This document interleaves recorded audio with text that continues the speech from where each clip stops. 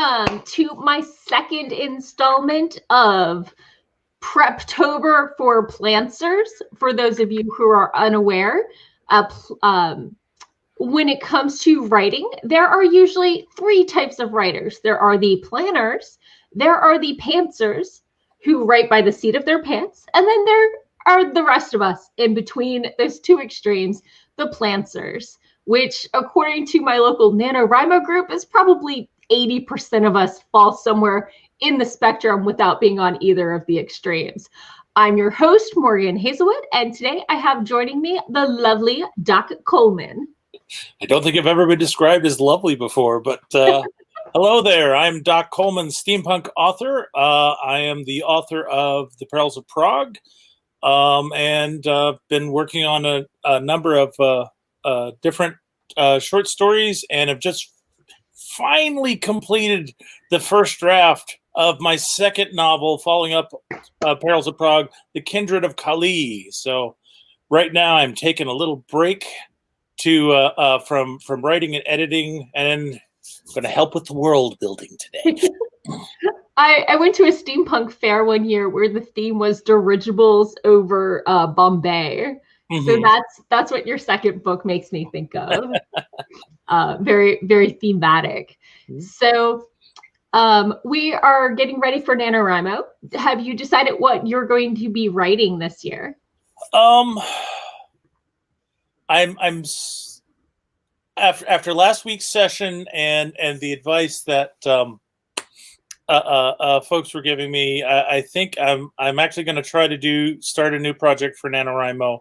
I'm still kind of up in the air as to whether I should go ahead and get a jump on book 3, which is The Rage of Ragnarok, which involves Viking sky pirates over Southeast Asia, or whether I should just go something completely different. And I've got an idea for sort of an industrial magic setting. It's a world where the Industrial Revolution involved not using machines, but harnessing magic in factories. Okay. And, you know, if we do a little workshop time on tonight, I think that's what I'm going to play with. Because I think it might be nice to get with some completely different characters in a completely new world. Ooh, I'm in this for the world building. Well, I'm not one of those people who is obsessed with world building, the people who want to plan out all the history and detail every bit of how the magic system works, who basically want to write a D&D supplement guide.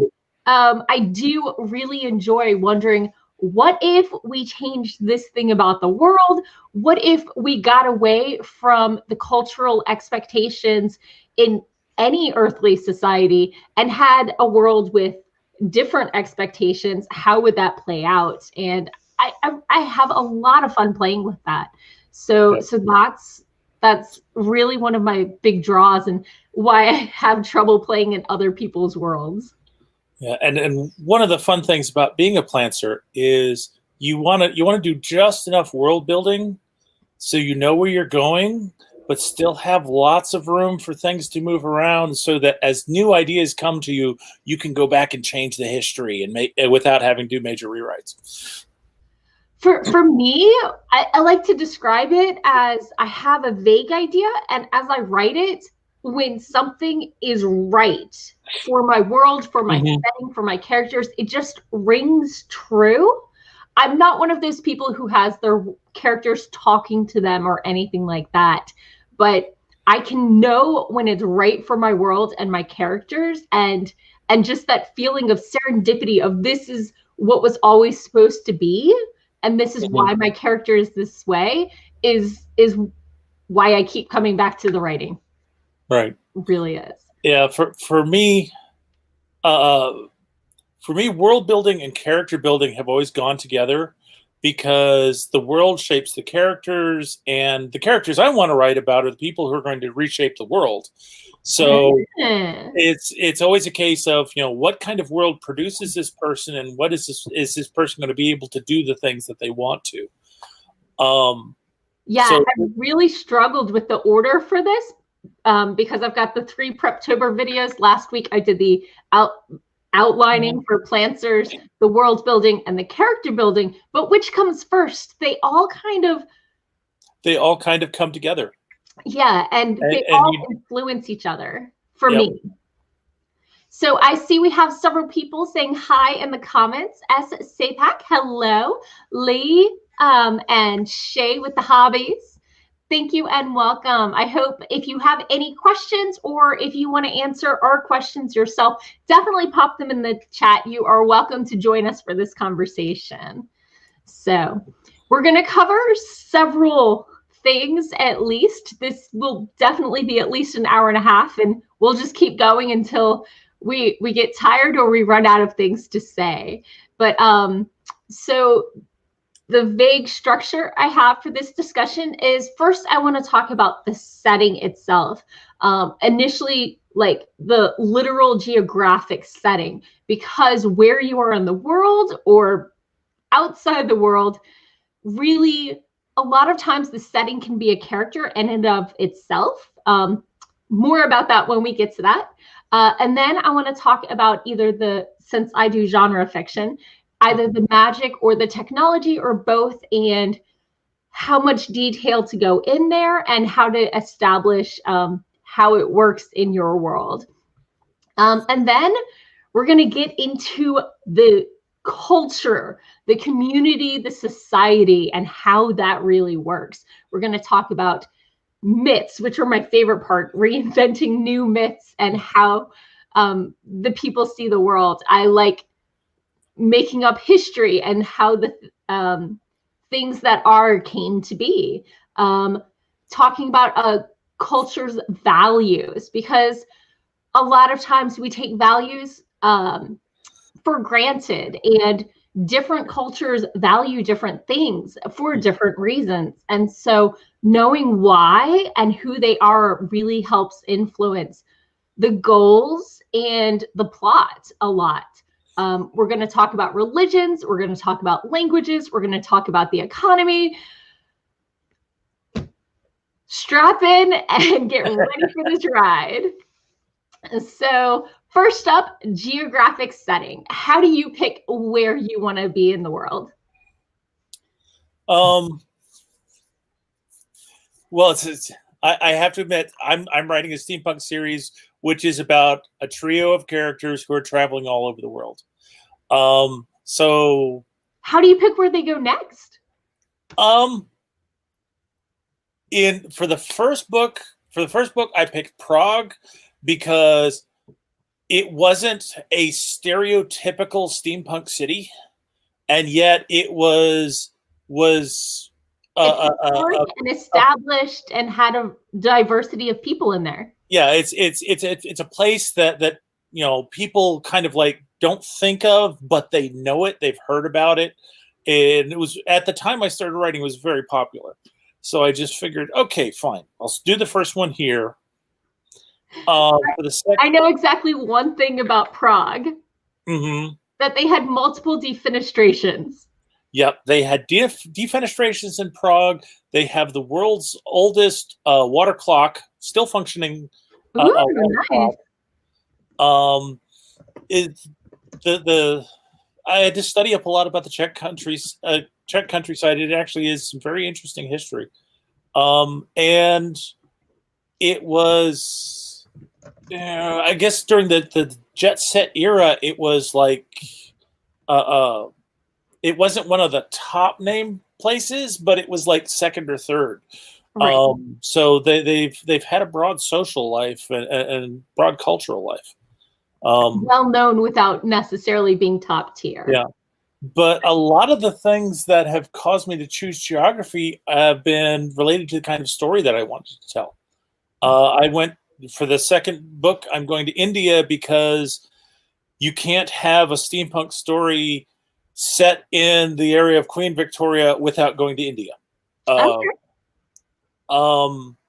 For another story, I was going to have them in Australia. Ooh. And that was originally going to be the third story, but it got kicked off when I started thinking about having encounters with sky pirates, and I came up with this idea of Viking sky pirates, and I thought it would just be hilarious to have them displaced by good policing to Southeast Asia. So when they're going from India, pirates in Southeast Asia go together great because there was so much piracy there. There's already, I mean, in modern day we've got aquatic pirates operating in Southeast Asia. So that just turned out to be fun. Yeah, definitely. I just popped the definition of defenestration onto the screen for those who might not be aware. It's death by being shoved out the window. I love that there's a term specifically for that form of death, and there was more than one defenestration of Prague because their politicians got a little uppity. Yeah, the people got a little upset. A little cranky. So for me, with my first manuscript, my setting changed 3 or 4 times. It took me several times to get the story to a level of completion because the setting wasn't working for my story. It wasn't working for my characters. And so finding the right setting is definitely very important to me. And some of that is, are we in a modern sort of setting with cell phones and all that? Are we in a steampunk level society with trains and empires, or trains without empires? How does that look? Who funds these train systems? Right. Or are you are you going off on safari or something like that, where you're used to all this cultural, all the culture and the niceties, and now you're away from it? Right. So I ended up setting my world in an isolated country. So I read a lot of Piers Anthony as a kid, and I learned that peninsulas are really easy to isolate. So that gave me a peninsula because I wanted them blocked off from outsiders. And it's a lot easier when you have one side to cut off rather than all of them. And I knew my setting had caves as holy sites. So it's going to have to be a mountainous country because that's where you're going to find the most caves. You got to have rock.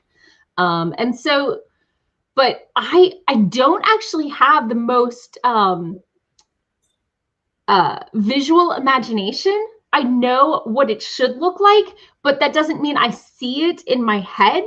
I just know, oh, it glows blue, but I don't see a blue glow in my head. So one of the things I like to do when I'm picking my setting, when I'm wanting to describe a new place, is I hit Google image search and I just look until I find something right. And then I pin it on a Pinterest board. And that way I have a visual thing, because I know many of my readers are very visual and need that description in order to really solidify the place in the world and see what's going on.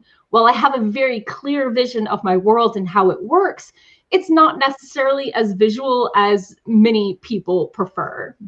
Yep. How visual are you? I'm a very visual thinker. For me, a lot of it is watching the movie in my mind and then writing down how things happen. Wow. But I know that one of the big things you need to think about geography is not just, part of it is where are you going to set it based on what is going to be available to your characters. Yeah, I attended a panel a couple years ago that was on food. And it was like, what foods are available in your world? Where do they come from? You've got to think about the climate. You've got to think about the culture. You've got to think about their farming techniques, or are they sea people? Like they farm the ocean kind of thing, not sea. Anyway. But I was just thinking about the whole cozy mystery genre. Oh yeah. Where, you know, it's some kind of murder mystery, and one of the key things is these people have to figure it out themselves because they're isolated. They're out in the country somewhere. Cops aren't coming. There isn't backup. But for a lot of stories, you find that's a major thing. Either you're somewhere isolated, and the characters have to deal with things because there's no one to back them up. Even if you look at some of the noir, it's like, okay, you're in the middle of a city, but nobody's going to back you up. People don't care about your problem, so you have to deal with it yourself. Right. And so just like geography is a setting, rural versus urban versus suburban. And just because you're not modern doesn't mean that these distinctions don't exist. And just because you're in the middle of a desert doesn't mean these distinctions don't exist. So they combine together to create a type of people, and it really influences both the mood of the story and the characters and their outlook on life. Another factor is once you've chosen a geography, you have to figure out how accurate do you want to be to this geography. Is this going to, am I going to set this in Prague and I'm going to give addresses where people could actually go and double check my details? Some people am I going to set it in a place like Prague and make things vague? And that's why I go fantasy, so nobody can call me out and see my details are wrong. Yep. I want to be inspired by life, but you do definitely need to make sure that you're being internally consistent. If you have something that's established, you have to think about the repercussions and the things that come from that. So if you don't have tea in your world, tea time's not a thing. So how are you going to do, if you need an afternoon snack, you're going to have to culturally come up with how that works. Or you're going to have to brazen out the fact that what you're doing, you're eating early. This is culturally inappropriate. So. Right. Yeah. So I think that kind of wraps up the geographic setting for where you are. I wanted to talk a little bit about, since this is my Preptober, I'm getting ready to, I love fantasy. Fantasy is my wheelhouse. When I'm reading, I read fantasy and science fiction. And I'm like, I've never really been drawn to telling a science fiction story. And I got to admit, the reason I don't do urban fantasy is it's usually set in real places and I don't want to get it wrong. But so I challenged myself for NaNoWriMo for this year to do a fantasy set in space. I want space travel. I want aliens. And I was like, what sort of aliens do I want? Well, cats are a little overdone. Let's do octopus people. So I'm going to need a world in which octopuses are the main thing. And so it's going to be very watery. And I think, I'm going to need, what type of octopus do I have? Do I have octopuses from the shallows or from the deeps? Because those are two very different sizes, two very different, feels to the octopus. And do you even have two races on this planet who are going spacefaring together? right, exactly. Do I want a sort of symbiotic relationship where they help each other evolve further and further to sea building or spacefaring, that one. But my other inspiration was mythology. I talked about the colony of cats last time. But sorry. Okay. That's fine. And I also want some element of a Baba Yaga, a wise witch that you don't want to get on the wrong side of. But I don't know if I want that to be an octopus or a human. I don't know yet. We'll figure it out. So I also want spaceships, or I think I'm calling them stellar ships at this point. I might come up with something else. And I want it to be more, they're sailing on the ether and that sort of thing. So I'm definitely gonna think really hard about that. So I need to figure out my setting. Am I in a bog? Am I in, I know traditionally on Earth, our octopuses are saltwater creatures, but it's fantasy. As long as I acknowledge that they're different, I can do it any way I want. So that's really going to influence what I do. And so I'm going to be doing some Google image searches to find some place that looks right. But I also want a story that feels melancholy. I want sadness at missed opportunities. So I really want to make a setting that kind of surrounds the world and the story with that sort of permeates the whole sort of story. And so that's definitely a factor you can do, is make the setting do some of the mood setting for you. And it can be tricky and background, but as long as you don't overplay it, it can be very effective. So in the comment, Andy suggested for Octopi, I should check out Jim Hines' Janitor of the Apocalypse series, which, I mean, I love Jim Hines' writing, so definitely something I'd like to read, but I'm afraid it's going to influence me too much. So maybe I'll read it after I write my first draft. And Lee suggests that Hollywood gets the geography wrong all the time. Yeah. Which is so true. Some of it's budget and some of it's they don't pay attention.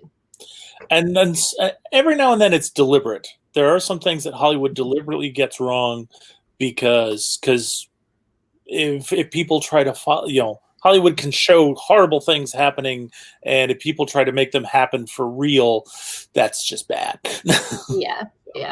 Like, I think the government has to check out some movies and be like, that is too close to real. You need to change these details. Yeah. So, and like every military uniform you ever see in a Hollywood production is deliberately wrong. Yeah. We're talking about geography, and we're talking about cephalopod geography. So part of it, you've got the fun of dealing with a whole different world. So part of it becomes a question of, it's like, do they even have land? I've decided that they do, because there are humans there. But maybe the humans live in an undersea bubble. Maybe. I don't know. I'm trying to establish whether or not they would. So we'll have to see. I know that, well, I'll get into some of these thoughts when we get around to the economics. So I think next up is our magic or tech level. As what? Who was it that said it? That magic. That any sufficiently evolved technology is indistinguishable from magic. Yes. I know it's often attributed to Arthur C. Clarke. I don't know if he actually said to it. I know that in. It's called Clarke's First Law. It's called Clarke's First Law, so maybe it was Arthur C. Clarke. But I know at least in a short story that I wrote that's actually set in the afterlife, they flipped that on the head, and they had someone says that any well-described magic is indistinguishable from technology. So it depends if your magic is intuitive or recipe formula based. And the idea is, if you build up a recipe for it, it might as well be technology. Yeah, I've noticed a lot of magic systems rely on the force of willpower. And do you think that's overdone, or do you think that's a good element? I'm undecided.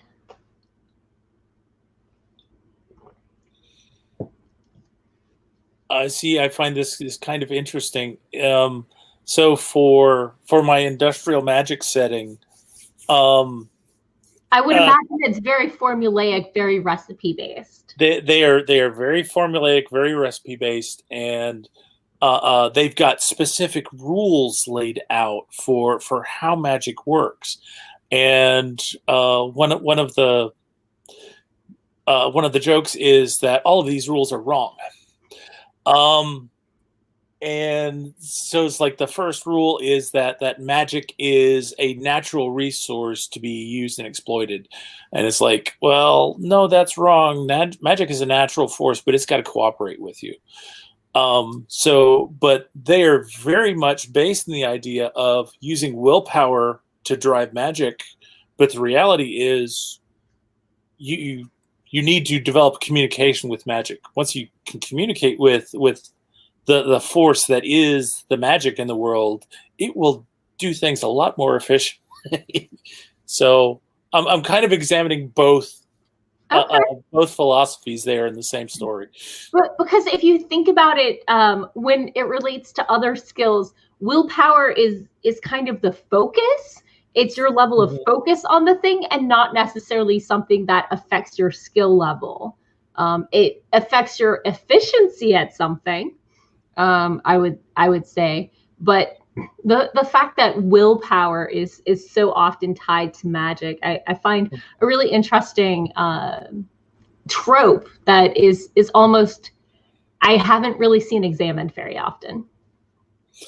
Yeah, and I think that's, you bring up tropes, and that's a really good point, is you're finding out what are the tropes about magic or technology, and do you want to support them or break them, or did you find an interesting way to twist them? Yeah, yeah.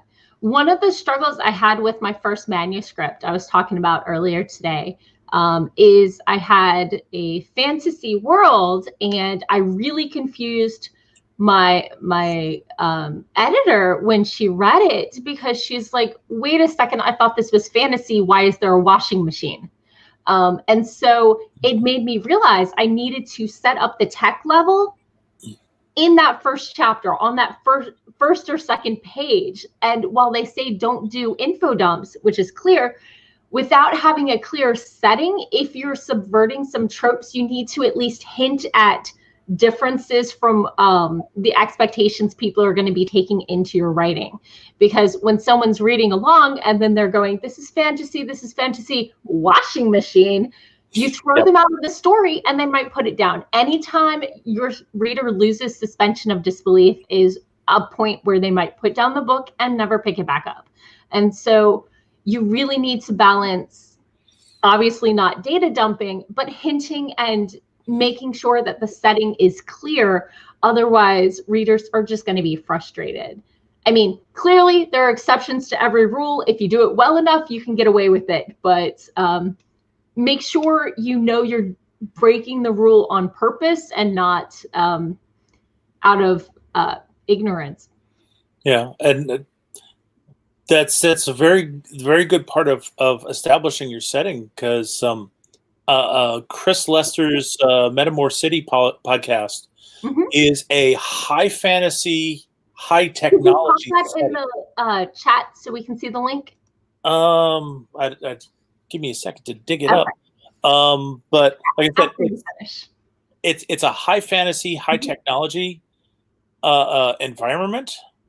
So one of the things that he establishes right off the bat in any of these stories is that it's, Metamore City is this city that's basically built stacked up in 4 layers on top of each other, and the higher layers are held up by magic, and they've got magic and technology going at the same time. And usually he establishes it by the fact that you've got people in the city who are shapeshifters.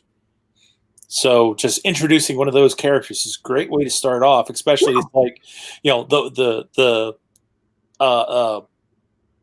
felinid throws down their cell phone in disgust. We've just, boom, one sentence, we've established both of those things. Exactly. That's really something I like to point out, is just because you need to establish something doesn't mean you need a page of description. The best ones can put all of it into one sentence without making that sentence heavy.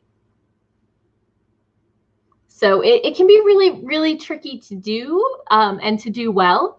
And that's one of those things that, if it takes you 3 weeks of revisions, or you keep coming back to that one line every time you sit down until you get it right, it can really be worth it. The payoff can be awesome when you get that sentence with the right amount of introducing the world and the world building and the characters, without being 5 lines long, full of 5 introductory places and things and objects and concepts.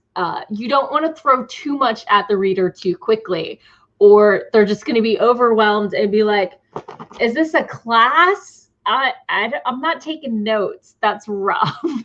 So that's definitely something I've run into in certain novels, is they throw so much tech and without necessarily enough explanation or enough context for us to figure out what it's doing. And if you use magic or technology in ways that are familiar, even if it's done in a different way, that's one way to introduce the new technology or the new magic without necessarily overwhelming the reader. Because if they're overwhelmed, if reading feels like work, they're not going to want to stay in necessarily. Yeah. And part of what you need to establish is how well your characters know the magic and the technology. Right. For instance, in Perils of Prague, the first person narrator, he doesn't know a lot about the technology, so I'm not going to have descriptions of how this technology works. He just describes everything as this, strange gadget with these doodles and these doddles and swirling lights, and they hit a button. Yep, and the professor goes and does something with it, and this happens. And I kind of did that deliberately in order to limit the amount of research that I had to do into the current state of the technology and whether or not it was feasible, because steampunk has a strong fantasy element to it, and I wanted to be able to pull off some things that weren't necessarily based in science. Right. But by choosing a point of view character who doesn't know a lot about it, I can do that. And if I want to explain some of my research and prove that I have done my homework, then I can just have him ask questions. The other aspect is you've got to think about what is familiar to your characters and what is strange.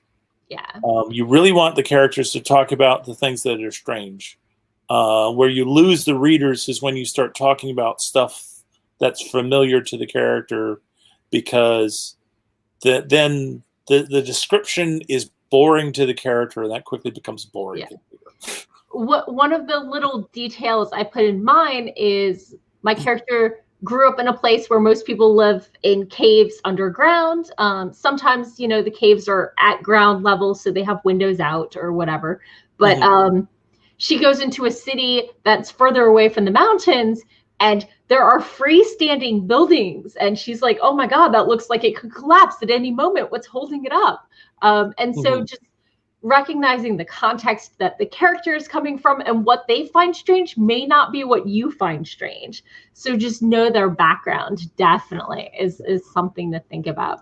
So what made you go steampunk technology instead of maybe gas lamp magic-y? Well, actually, to be honest, it was that Arthur C. Clarke quote. I love it. It's a great quote. Because I figured out that one of the main things that I was going to be a driving force was the fact that for Professor Crackle, he's got all this weird stuff happening in his life that doesn't have a scientific explanation, but he refuses to accept the idea that magic exists, that there's got to be some kind of scientific technological explanation for it. And once I established that character quirk, steampunk, technological steampunk was definitely the way to go. And part of my personal look at it is that there is both science and technology in this world. Okay. It's just recognizing it when you see it. Kind of like our world. For some people, the supernatural is real and evident in everything they do. And for a lot of people who are skeptics, they don't see ghosts. They don't see any sort of influence of any god sort of creatures or anything like that. And so our worlds can be just as real and mystical at the same time. So depending on your perspective, and knowing that our characters are people if you're making them human, they have our same foibles and our same strengths. And so the things that we would get caught on in their world would definitely apply. So some people, when they create magic, they like to have a whole system. And a lot of times you'll see a pretty heavy influence from role-playing games. And I definitely see the appeal, partially because a lot of fantasy writers have come into it from the role-playing world. And some of it is, if you are even remotely familiar, they have a system for divine magic that comes from gods. They have a system for natural magic that comes from nature. They have a system for book knowledge. They have a system for innate knowledge. They have a system for musical-based magic. And so because it already has so many different types, it's really hard not to fall into those tropes. And so I think a lot of people, when developing systems, magic systems, they often take things that they're familiar with and maybe bend it to how they wanted to fix it, but maybe not make it new from scratch. And that was definitely something I struggled with when I was creating my magic system in my first novel, was where is the line between making it different for the sake of being different and making it different because you wanted to tell a different story? Because how many of these, elemental magic things are completely overdone? Are people tired of elemental based magic? Are they tired of, ley lines in which magic runs like rivers and people with magic can see it? And there are certain spots with more power. These are tropes that you see in a lot of fantasy magic based stories. And so where is the line between making it different for the sake of being different and making it different because you want to make your story stand out? That's I don't know. I don't know. For me, I've never been really partial to magic systems. I've played a lot of role-playing games where I've had to learn different systems. Do you tend to play magic users or non-magic users? I have done my fair share of both. And in most systems, if you're a magic user, you have a set array of tricks, and you can't do anything outside of that. But you can use them very creatively. You can. I have done a bunch of things with cantrips. I had a monk gnome that had a psychotic break effectively, and occasionally thought she was a wizard or a sorceress. I think a sorceress. But because gnomes innately have cantrips, she could actually do a little magic, which reinforced that. And I think my GM eventually had me dual class because she used the cantrip so much. But we got into a fight and I switched and I didn't realize I was a monk anymore. I thought I was a sorceress. And so I changed. It was a very vain competing group of adventurers. And I changed their matching armor to puce. And then I used ghost voice to make perhaps their favorite body parts say, "Ah, I'm shrinking," and a few other things like that. And there are ways to make even the smallest sorry for the bad pun after that little comment, but the smallest spell affect things in ways that might not be anticipated. Yeah, but the real point I was trying to make was you need to figure out what are the limitations to magic. Yes. And so for typical D&D fantasy magic campaign, it's usually you only get set things that you can do. You can only do so much magic per day, and then you've got to do some kind of rigmarole before you can have your power back. Right. But if you look at a lot of the stories about magic users, what their limits really are do they understand this kind of magic? Do they have can they wrap their brain around what they want to do with the magic and somehow find a way to make it manifest? I'm sorry, you need to introduce your co-host. Oh, this is Trill. Hello. This is Trill. Yeah, she is. She has decided that daddy time has occurred and will not be denied. So, I mean, you're stuck in this chair until we're done talking, so she might as well. Pretty much. But that's one of the things that I'm looking at doing with, and now she's gone. With the industrial magic story is you've got a society that is very much these are the limits, and then along comes this guy who is like, why? What? He basically goes out and he starts doing magic without knowing any of these rules, and he breaks all of them. And part of it is going to be how far he gets before somebody actually looks up and says, "How did you do that?" In the comments, Andy asks, the question for magic should always be, what story are you trying to tell? Sometimes I know going in what story I'm trying to tell, and sometimes in the story I just finished suffering through the revisions. Yay, I finished. I wanted to explore a certain type of magic, and let me back up. In this world, whatever you read, if you identify with a particular character, you start to shift to be more like them. So if they have pink feathers for hair, your hair starts to turn pinkish with little feathery tips. But when you read the next thing that you identify with, that starts to be your thing. And it can affect your possessions. So your flowers can change, your cat can change. Yep. I've got a YA story that's about half written.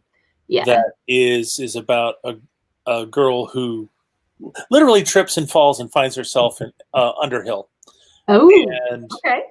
And the way magic works in that world is that if you have the gift of magic, you have to use it, or it will eventually drive you insane. But using magic actually physically changes you.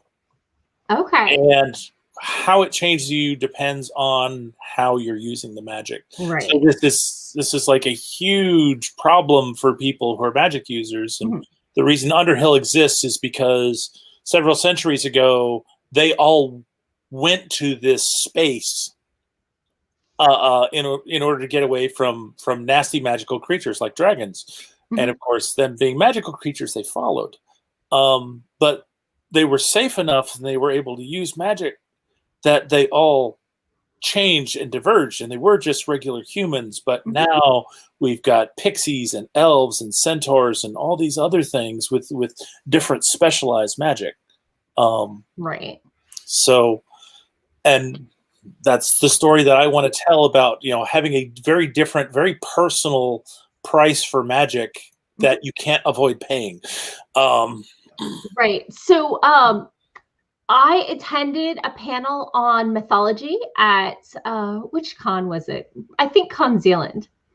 And at it, I heard that the reason why the Underhill exists is because the settlers of Ireland fought with the Tuatha De Danann, which were already there. And when they won, they split Ireland in half. And the Tuatha were like, do we get the north? And they're like, no. Do we get the east? No. You get this part under the ground.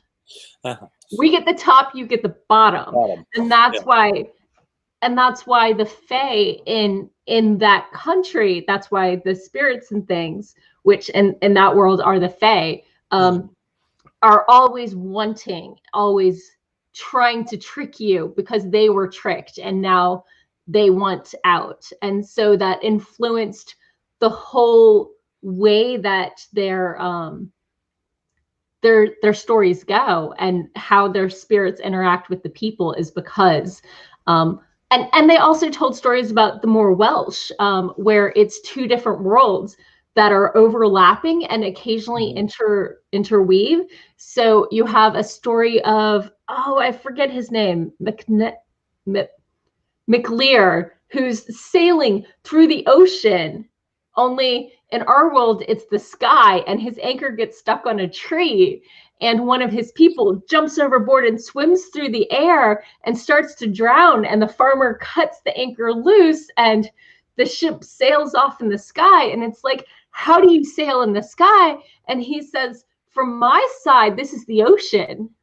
You're the one farming underground. So exploring how the worlds interact can be a story in and of itself. Yeah.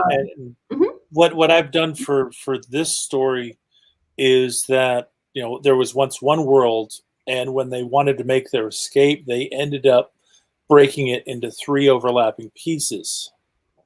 And so you have the gray lands, which is where we live, where there's not a lot of magic and stuff goes on. You have the bright lands where there's a lot of magic.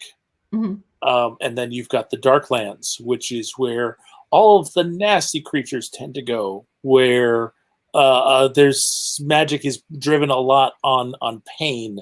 And a lot of their ways of trying to get around paying the price involves stealing magic from others. So, okay. So, you get back to that story.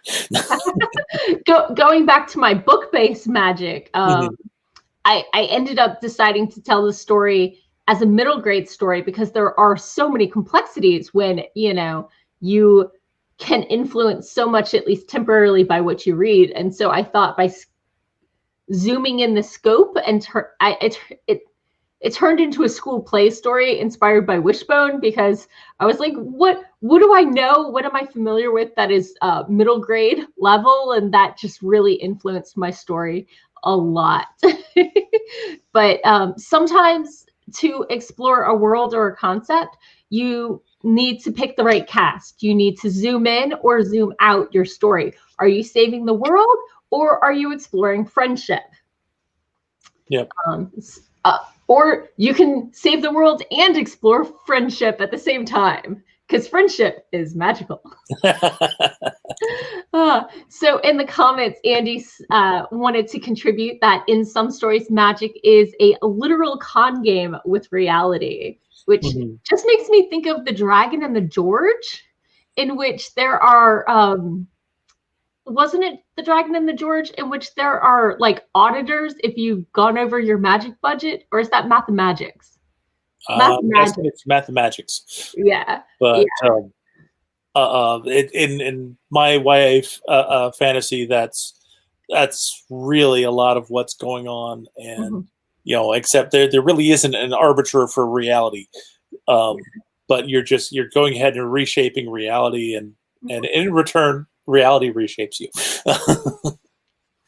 I mean, there's definitely a bit of that in Ravenloft, I think. It's a world's game playing system, and if you turn to the dark magic, it starts to warp you. You get more power, but you get more warped, and once you have all the power, you're trapped in the domain that you live in. So there are sacrifices. And I like my magic where it costs something. Maybe it's energy, but magic shouldn't just be turn on the tap and it comes out. You still have to pay the water bill, you know? Yeah. One of the big rules for magic is always there has to be some kind of a price, because if you can just do magic for endlessly with no effort, then it ruins your economy. And how is your magic? Is it everyday magic? Do people sweep the floor with it and everybody has some? Or is it the few? And if so, are they the outcast? Are they the chosen? Are they the rulers? Are they corrupt? Who controls them? And what type of people does their magic make them? Because some people you give a little power to and they turn into people who run HOAs. and, fine you for not cutting your grass because it was raining all last week. Yeah. Your grass is 2 millimeters too tall, so we're Yeah. going to fine you. Some people you give a little bit of power to and they take an inch, and some people you give an inch of power to and they do what they can to help people. And when they help people, are they helping people with what's best for the people or what they think should be the best for the people? And those two concepts really, really can go interesting places. Yeah, that's really getting into the character discussion, which is for next week. But. Right. So, did you have any other thoughts on magic? Did we have any questions from our audience? Or technology, either way. I was going to say, we spent a lot of time talking about magic. There's a certain aspect of technology in terms of you still have to have the rules of technology. How does it run? How does it function? You're talking about your cephalopods, and earlier this week we were talking about, so how did these aquatic beings end up becoming spacefaring? And how do they forge metal? Yeah. And my answer to that was maybe they don't. Yeah. Maybe what they're really good at is biological technology, and they've actually out there tailoring the other life forms in their ocean and making living tools that do the things that they need. Right.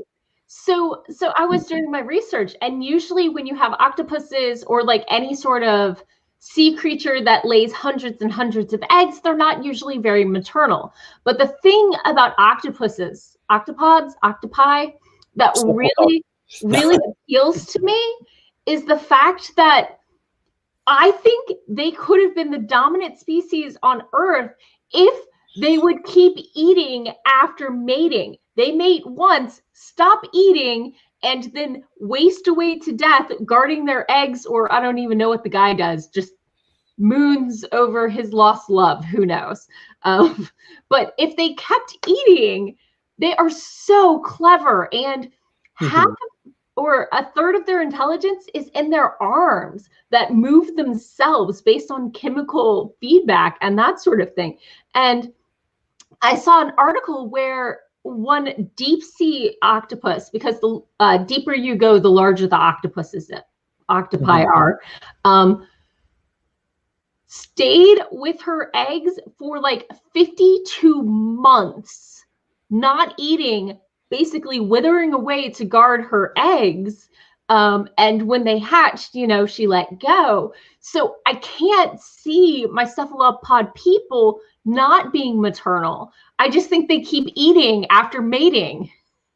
And so I see a society with shallow pools for the babies to grow up. And once they get old enough then I did research on amphibians. And I'm like, well, if they're going to leave the water, they're going to have to breathe some sort of air. And so maybe the kids become sentient when they get to the water breathing level or the air breathing level and can leave the water for a period of time. So I see them having like creches where there's the pool, and then when they live long enough to become sentient, then they're taken in with their families or whatever, but they're going to live in the water anyway. And so I've got a lot to think about with that part. You've got some social changes that you've got to make in your octopod behavior. Right. That the ones that we have are much more independent. They may even be territorial. Well, these are much more communal. I think to build a society, you need some level of community. You have to help each other. Yeah, and we already know that they're very intelligent creatures. At age 3, they're smarter than dogs. Can you imagine if they lived till 15? And there have been a number of stories about octopi in zoo environments that something happens that gets them upset, and they get out of their enclosures with no problem and go and find a person. The story is that the keeper that fed the octopus bad shrimp, and the octopus gets out of his enclosure, takes the shrimp to the guy's office and throws it at him. Which means the octopus could have left the enclosure at any point and just got ticked off.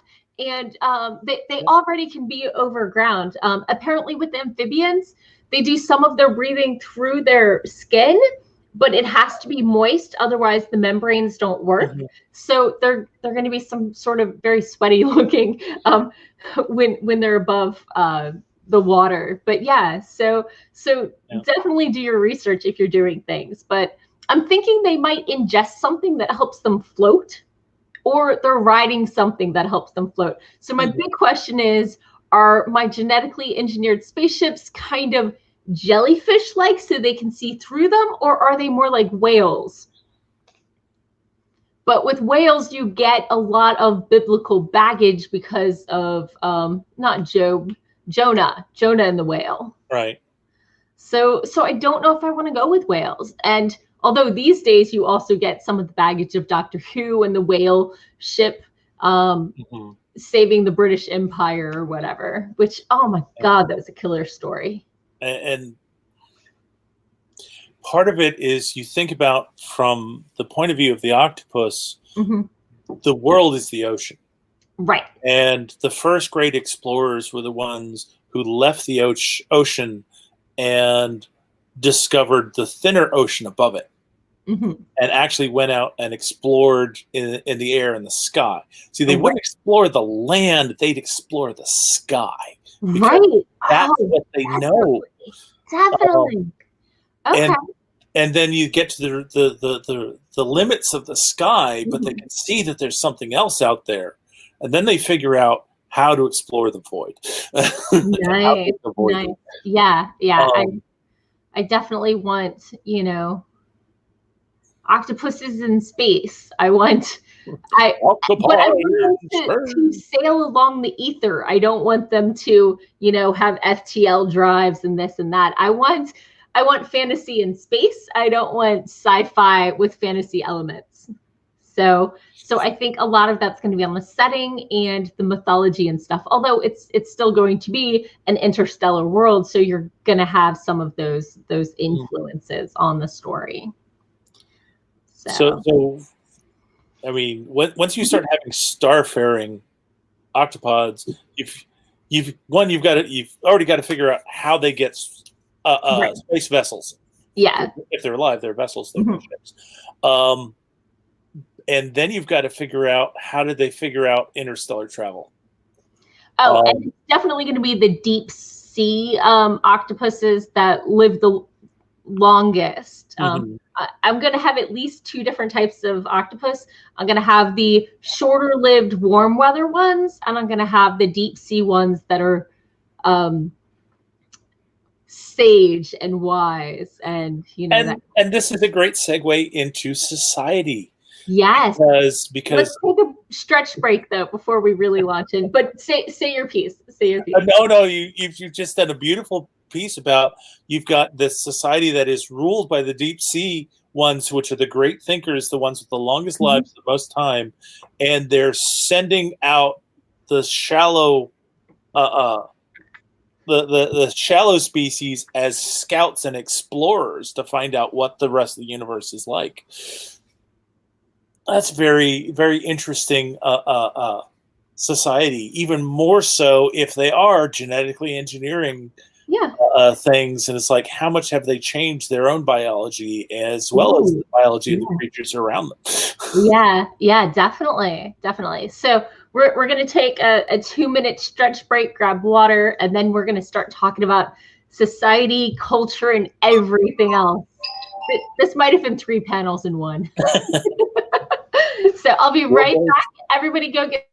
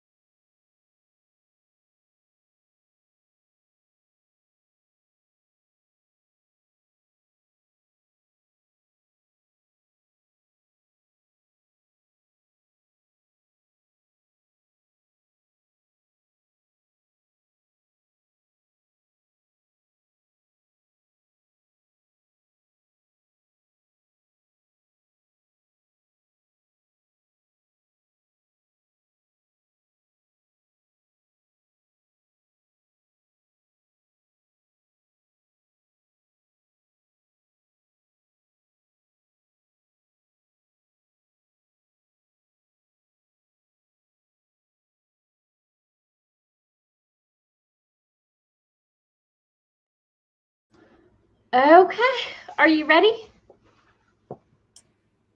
Yeah, I'm good. Hopefully the audience is good and still with us. Shameless plug, please hit that subscribe button and the like button if you think you're getting anything out of it. As always, here is an invitation to join in the chat and give us any comments, any questions, and answer any questions with your opinion, because I'd love to hear them.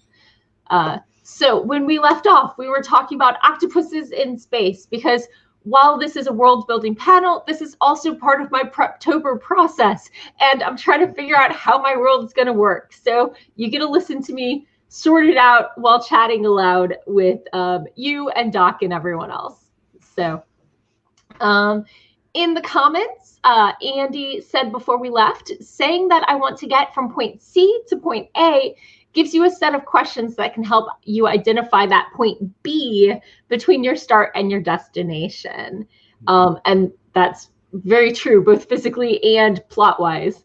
Yep.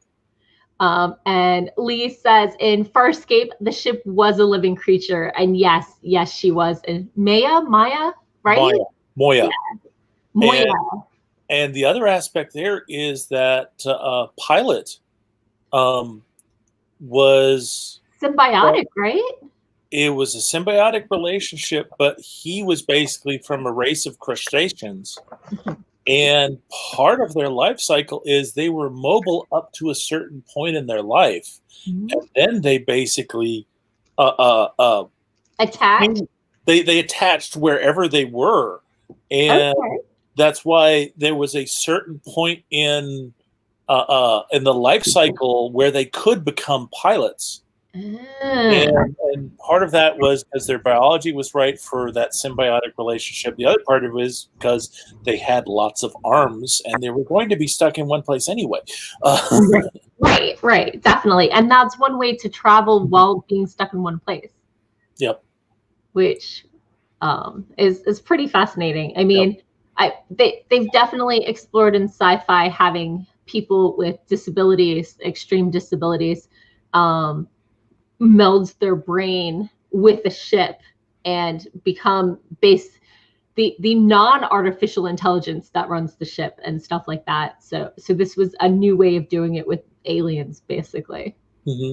And how does Pilot see outside the ship? Well, he's connected to Moya's sensors, and because of the way that the people who grew the ships in the first place built things for those passengers who couldn't connect to Maya's sensory net, he could project images from those senses various places in the ship. So all grist for the mill for your spacefaring cephalopod story. I don't know. Does that mean I'm less original than I thought I was?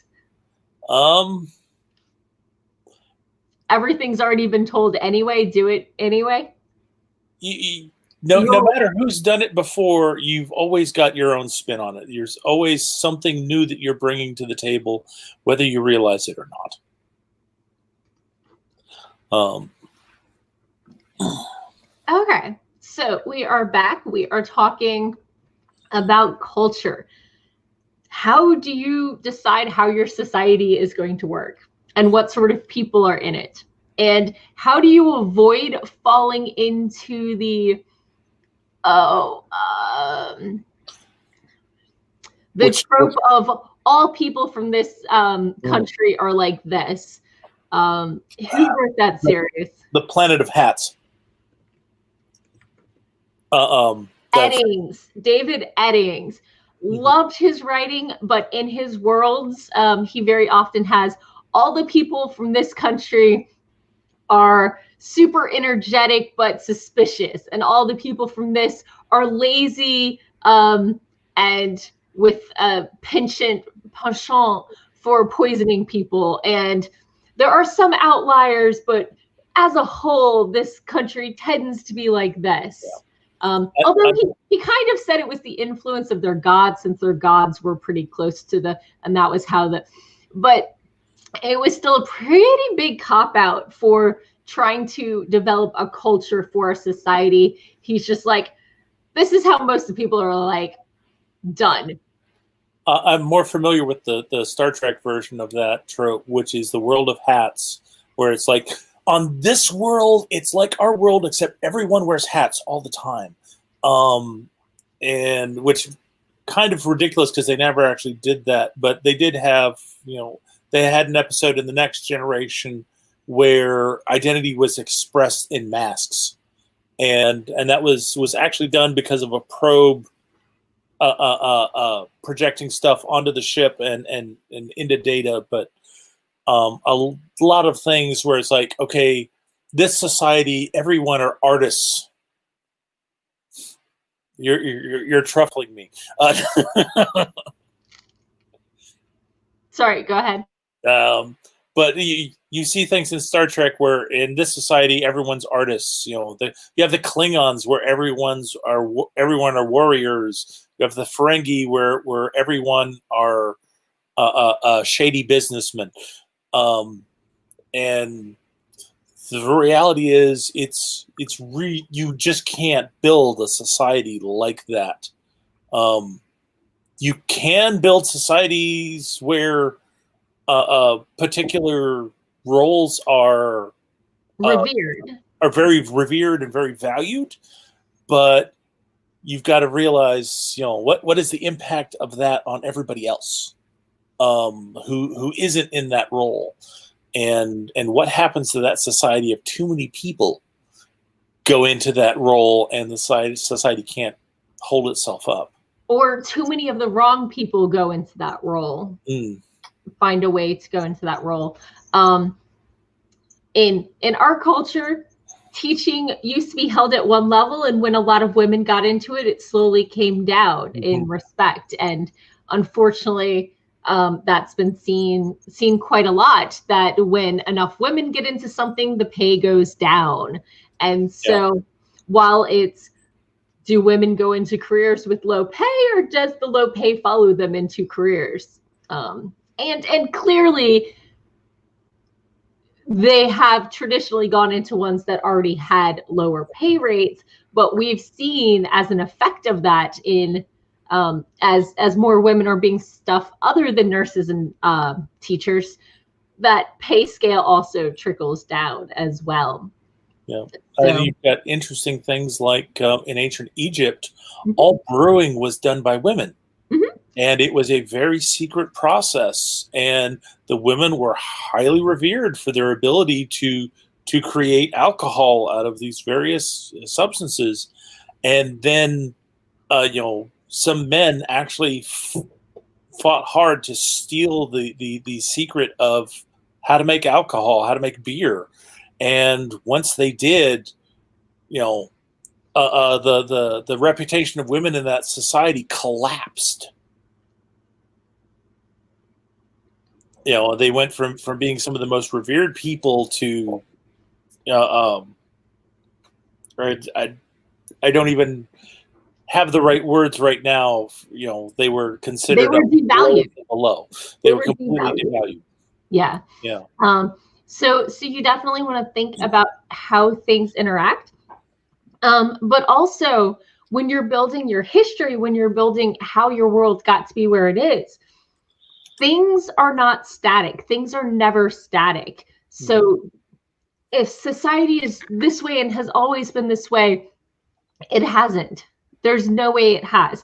Things are always changing. New ideas are coming out. Fashion is changing. Things will change, and it will change off screen too. Just because you're focused on one set of characters doesn't mean these people go about their day and nothing ever changes while they're off screen. You have to remember that everything is interconnected, and when one thing changes, so does everything else. It might not seem huge, and when you're living in it, it seems like it's, but 2 years ago, Zoom video conferencing wasn't a thing, and now it's every day in every in every social group. Yeah, Andy just brought up a good point in the chat. in Viking societies, women were the ones who handled the finances. The men were given allowances and told out to go out and raid, while the women took care of everything else. Well, I'm pretty sure some of those guys liked raiding and maybe didn't have to be told. Yeah, I mean, they definitely liked going out and pillaging and looting. For them, I imagine a lot of them felt it was better than working the fields. Yeah. Well, in that society also, the people who worked the fields were not quite slaves, but they were more indentured and a lower class of people, like the peasants versus, they weren't nobility, but they were the warriors, you know, the warrior class versus the working class. Right. Andy asks, who has the power, who does not, and why? And that's 100% critical to understanding a society. I mean, you can figure out how it works by observing this, but getting to that why is really important if you want to understand your culture, the culture that you're creating, or the culture, if you're using one from reality, from history, how it got to be where it is. Or if you're doing an alternate history, how the changes that you're making are going to impact society. Right. I mean, I've heard it said that part of the reason of some of how, like, a lot of our inheritance and male line instead of female line is because of it being an agricultural society. And if you split the land too much, you end up with parcels that aren't bigger than, you know, a backyard garden. And so by keeping the land together, but you had to choose one person for it to go to, and so who gets it, and so definitely. And a lot of laws sprang up around that to try to give people rules about how they can manage that. Yeah. I was just thinking about in my steampunk world, I started off with Victorian England. And a lot of the world there, and one of the first change I did is, okay, turns out Queen Victoria is an eternal. She cannot die. There have been lots of successful assassination attempts that she survived. So what does that do to the world? Well, one thing, she becomes, instead of just being a figurehead, a personality of state, she becomes a much stronger political figure, but she also becomes a religious figure as well. Right. That makes sense. And that starts having repercussions in terms of how much influence can she put on things, both domestically and abroad. When you've got someone who's basically a living miracle, you maybe stop questioning her. She doesn't like being questioned. Yes, you know, she likes things the way she wants them, and a lot of people are very inclined to help her get things that way because it'll go better for them, because she's there in the long run and they're not. Yeah. That same thing actually extends to people's homes. How many times have you been to someone's house who is, you know, a grandparent age, and they haven't changed things in 30 years because they finally got everything the way they liked? I mean, clearly not my mother. She's slowly renovating the house now that she's not paying for 2 daughters to go to school, and she's paid off the mortgage and she can finally fix up the house. But there are a lot of people who get the house the way they like it, and then it never changes. And so when you have a longer living ruler or something, that can contribute to stagnation. And so how does that influence the society? If people aren't dying off and people aren't rising up, you're going to get a very disgruntled underclass. Right. And some very intelligent and creative people are going to be in that underclass, and they're going to start finding new and creative ways of breaking the laws. and or causing trouble. creating new industries that never existed. You know, it depends which way they go. And there can be multiple ones going both ways, either way or both ways at once.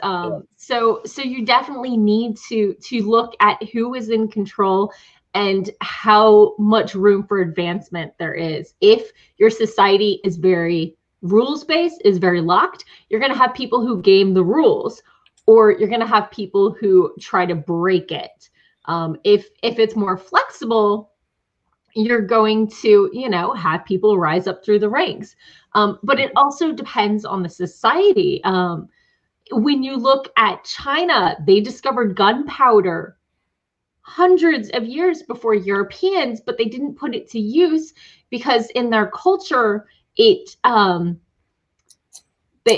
respect for authority was baked in, or there was a feeling of you can't change your status as much. And so obviously I don't want to generalize, and different cultures, even within the Chinese culture themselves, reacted in different ways, but overall they were much more stagnant than Western culture, where we very often find ourselves feeling like we're self-made, even though we're building on the successes of the people who came before us and that sort of thing. And Andy makes a really good point. Be careful when you use other cultures in your storytelling. You don't want to set what you see as normal while making other things exotic and alien. You want to make sure that you don't want to other actual cultures. You want to show it as just as legitimate, I would think. You want to be able to show the culture with its own values. Yeah. And not try to make a judgment against the culture. You can show up a comparison into how these cultures are different and how clashes occurred when they come together, but you're not trying to establish anything being better than the other, Right. or if you are, you better have a really good reason for that story. Yeah. If you're using another culture, maybe that other culture is the normal and you're the weird one. You can definitely skew it that way. But if you're coming from a real life culture, definitely have someone of that culture read your story, because even with all the research you can do, there are nuances and connotations that you might miss from your external viewpoint. And you want to make sure that if you're writing about a culture, clearly you enjoy it, you like it, you are fascinated by it, and you don't want to disrespect it. So you want to make sure that you're not bending cultural norms and cultural ideals in ways that they would find uncomfortable, unless your point is to challenge it. But you should do that open-eyed. You should not do it inadvertently. Yeah.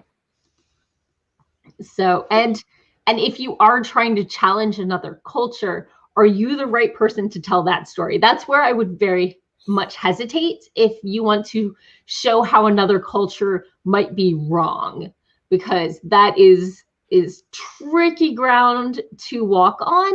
And I think you need to do a lot of introspect before you try to tell that story. Yeah, you really don't want to tell somebody else's story, but you should have diverse worlds. Yeah, you should have a diverse world, have people from other cultures in it. You should show, you feel free to show conflict between other cultures, where cultures come together. But yeah, you don't want to. You want to let somebody else tell the story from that culture's viewpoint. Yeah. One of my favorite methods of dealing with this is you also don't want to have a token person from a particular culture. So one of my favorite techniques is to have two people from that culture and have them disagree, because that shows that they're not all They're not all from They're not a monolith. It's not a monolith. They're not all from the same cookie culture. They do have differences of opinion, even though they came from the same background. And that makes them more real people too. Yeah. When you create a person, you definitely want to make them three-dimensional. You don't want to look behind the curtain and realize there's nothing there. You want to be able to walk around them and see that. And while stereotypes do exist and you can write stereotypical characters, you want to make sure that there's more to them, that there are reasons for that. And as Doc said, one of the best ways is to, if you're going to write someone a stereotype of maybe a Southerner, maybe you want to also have another character who's also a Southerner who subverts that trope. And just be aware of which tropes you're promoting and which tropes you're subverting. And while it's fine to follow some, you want to make it a decision and not, oh, of course, this is what they're like. Let me just write them like that.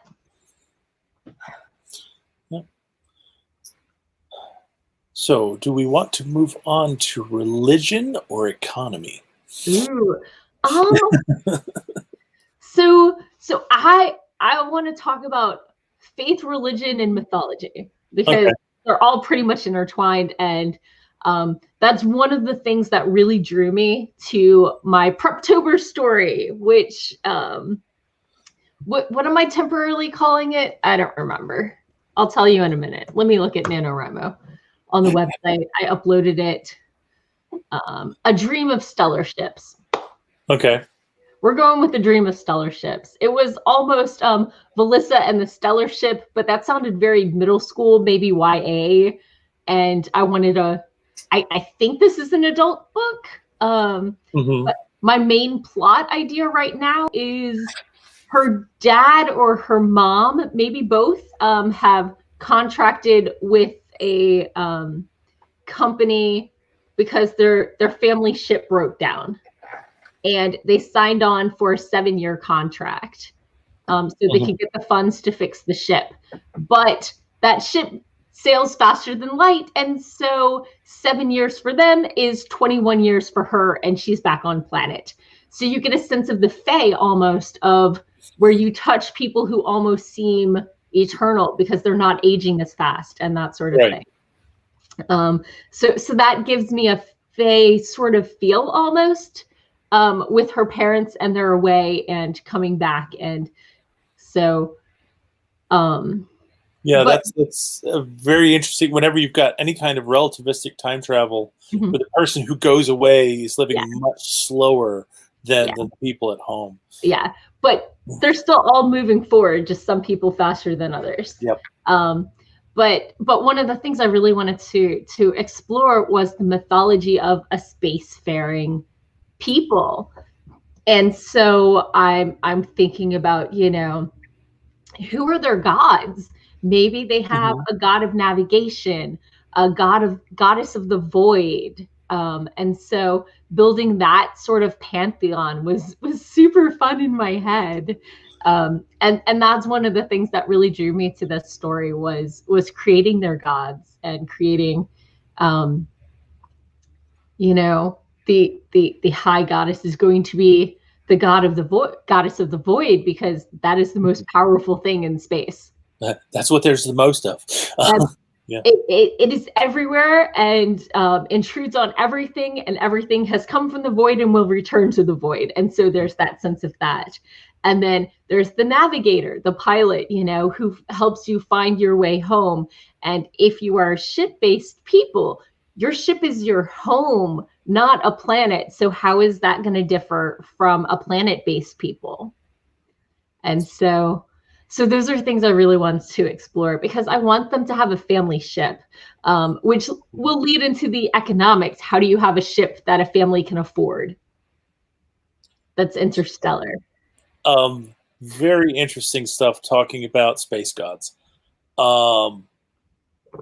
I don't know how many people in the audience will have read. I don't want to go Babylon 5. I want them to be fantasy style gods, I was going to pull up a science fiction. If you've ever read the Lensman series, Mm-mm. It's basically a story about the need to have authentic cops in space, you know, Okay. Okay. and but some of the characters had a tendency to swear by various space gods, and it was written by the Doc E. Smith, very much back in the pulp era. So that does come through a lot, but just the idea of just throwing in these various gods, and I've seen some people wanting to see more of space gods, because nowadays we see so much of, oh, this race becomes spacefaring, so they throw off their religions and embrace technology, and it's like, Yeah. it doesn't have to be that way. And then there's also things like with the Cylons Mhm. and their exploration of gods and time cycles and things like that was definitely a very strong part of that science fiction culture. Mhm. It was definitely science fiction, but there was definitely a mystical godlike exploration. So it sounds like you've already done a fair bit of building out this pantheon of gods for spacefaring people. I've listed two. Let me see. I think I have a little bit more. Where'd my notes go? I have them somewhere. Well, you've got the void, you've got the pilot. Right. Yeah. You've And then there will be a planet god, because there are yeah. resources that are easier to get from there. As Andy pointed out in the comments, Dune, faith is massively important there. Yeah. So I'm clearly not the first person to be like, let's talk about space and faith. I find my stories very, very often involve exploring faith and what makes someone stop believing. Although I have yet to have anyone disillusioned. So maybe I don't like people being disillusioned. I don't know. It's a thought. So, You've got to have some kind of deity of life support. right. No, that makes sense. And every ship has got to have a temple. Oh, the engineer. Of course, it's the engineer. Engineer is a god, goddess, something.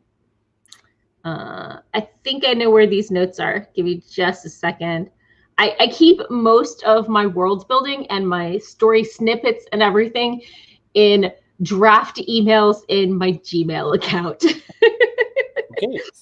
But I think I was on my spam account when I started tossing these notes in a thing. I was driving and doing voice to text so I wouldn't lose the thoughts. So, okay, I have a god of travelers, obviously. Right. The goddess of the void, the god of miners, because a lot of asteroids and things are going to be, and so a lot of the travelers are going to be miners as well. So there's going to be, and mining is very dangerous, even with technology and stuff. So they're gonna probably have their own god. There's a god for land lovers, but who cares about him, because we're spacefarers. We're not meant to be on this planet. Thinking about your cephalopods and their living ships.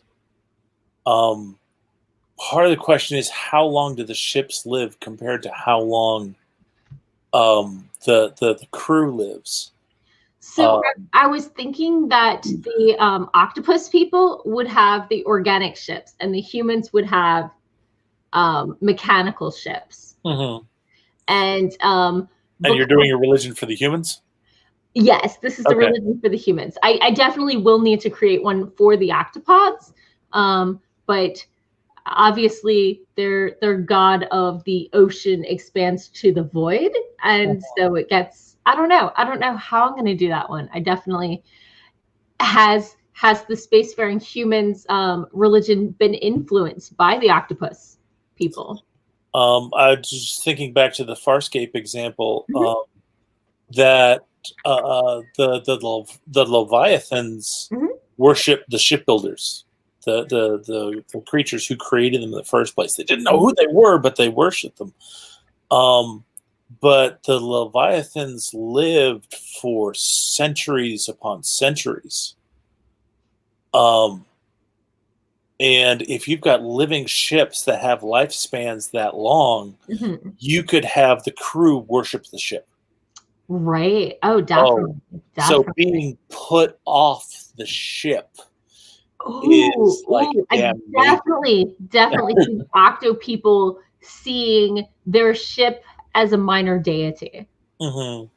This is our home. This is a spirit. This is a living creature that keeps us safe and helps us explore. Yeah, definitely. There's going to be a house spirit kind of worship level. And then there's also, how organized is your space navy?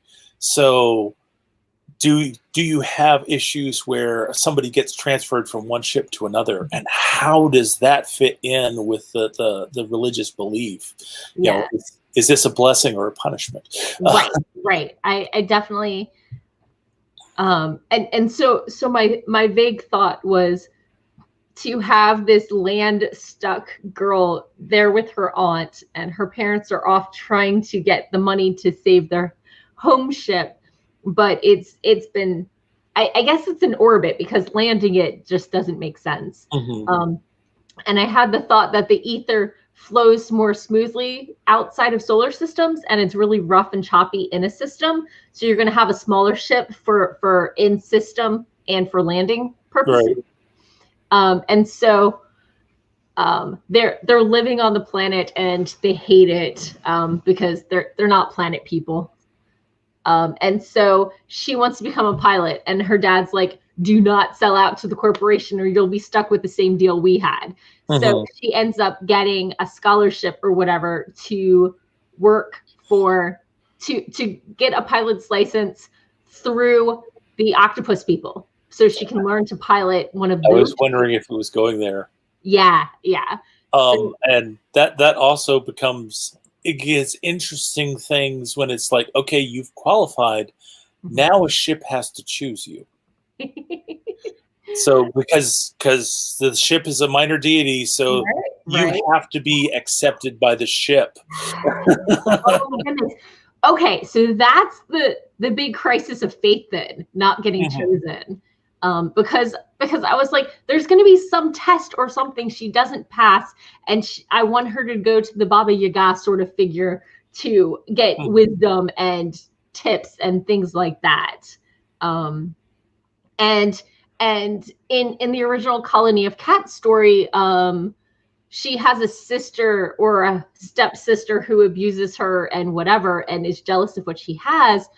I want it to be flipped. I want it to be an older sister of hers or her cousin, probably her cousin. So she's living with her aunt and her cousin went through that scholarship process before, but failed out. And I was like, is it like something like she can't do the depths of the ocean and she, had some sort of injury and now she can never fly again? But no, not getting selected. Yeah. Did she go through the whole process and then come up to the ceremony where the ship chooses you for crew, and and none of them chose her? Yeah.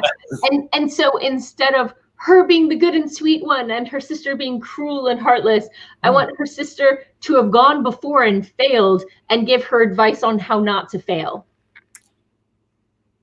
See, that's this. I like this because this is interesting because you don't know whether it's just the ships don't like humans, or if there's something about her, or if she did something wrong, or what. Yeah, it's just like she's trying to give advice, but she has no idea if any of the advice is good. Right. I'm seeing in myself. I like exploring sister relationships. I'm not surprised. I'm not surprised at all.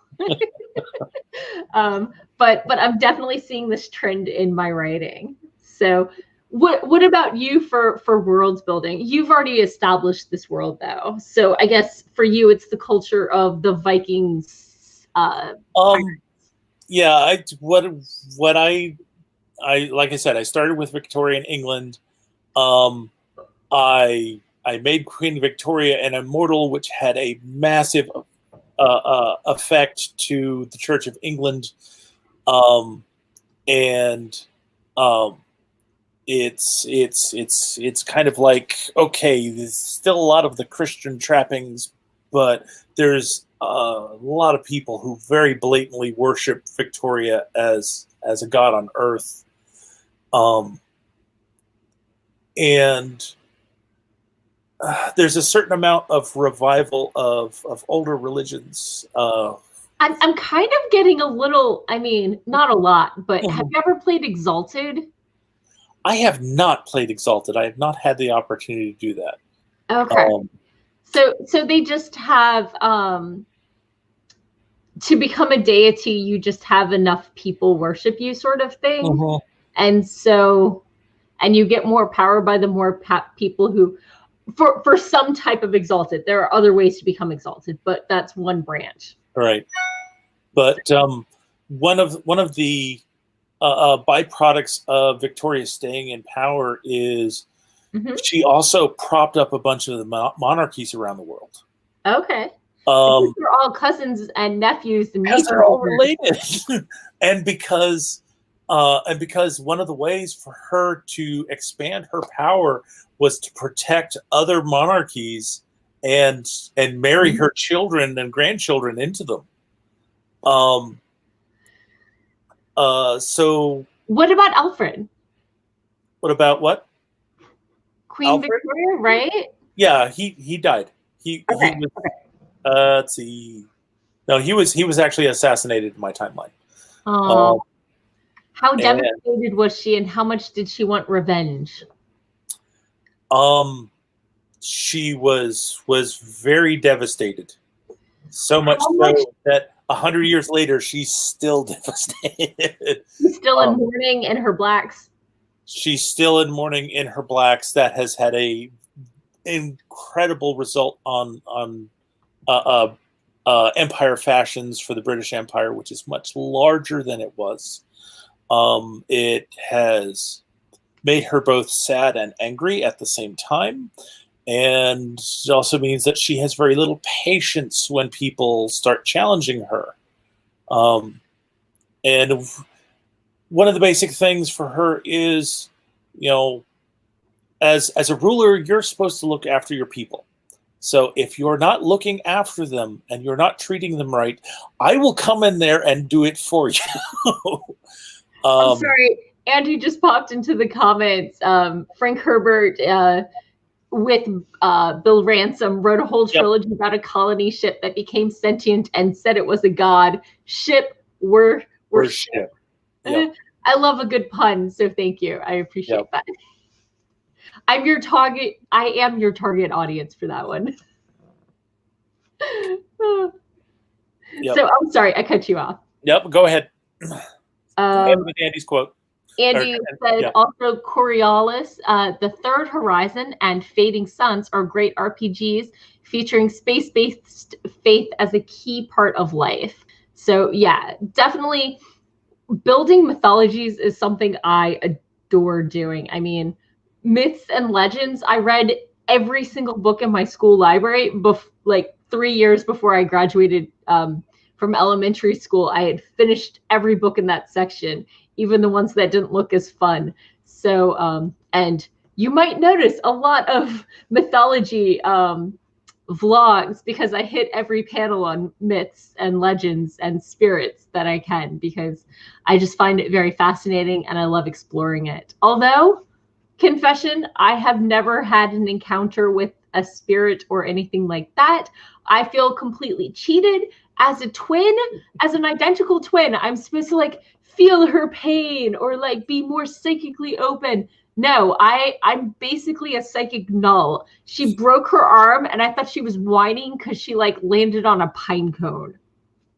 So I'm feeling a little jilted by the magic gods or the psychic abilities. Maybe it's that I'm not open to them. I feel, I mean, I'm a lapsed pagan, so I felt like I was open to that sort of thing, but it's not. It hasn't worked out for me. Yeah. How about you in the supernatural? Are you a skeptic? Are you open to it? Are you totally immersed in that world? I view myself as an agnostic. I believe that there's a higher power, but it's so far above me, I don't know what it is. And I think that anyone who basically tells you that they know what God or the universe or the creator wants is basically selling you something, or they have problems of their own. I have a friend who calls herself a militant agnostic. I don't know, and you can't either, so leave me alone. But I would consider myself a deist. I think there has to be something. I think sentient life on Earth requires too many coincidences to just have happened, but I don't deign to understand how or why or anything like that. Mm-hmm.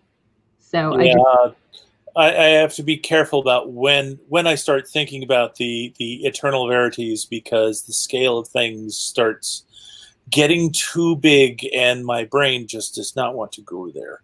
I'm sorry, but my friend Verity is not actually eternal. She could be. No, she might be. She might be. She comes from a concept that is eternal. So, for those who are unfamiliar, verity in English means truth. So.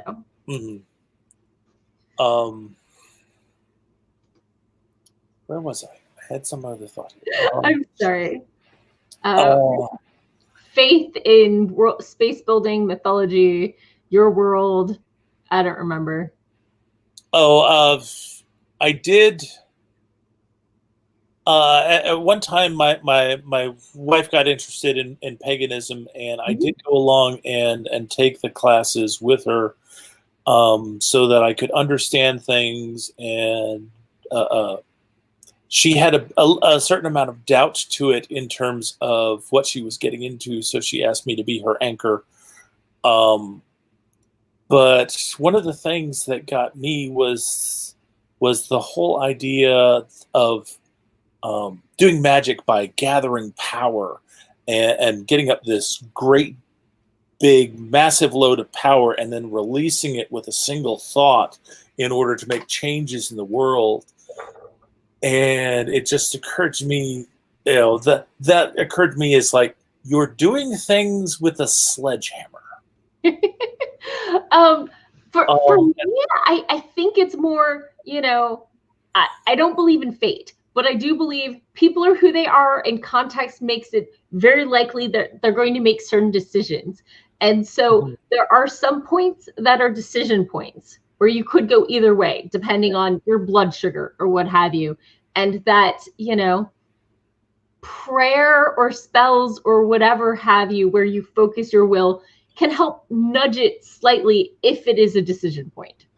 And that's actually where I went, is the idea that, if there is some kind of magical power in the universe, then it's you're in it, you're soaking in it, it's all around you all the time. I'm sorry, I didn't mean to drag us into religion. Yeah, well, we were talking about religion anyway, but we are. The idea of, is it a sledgehammer? Do you have to get a huge amount of power to do anything, or is it very subtle? Is it subtle? Is it a nudge?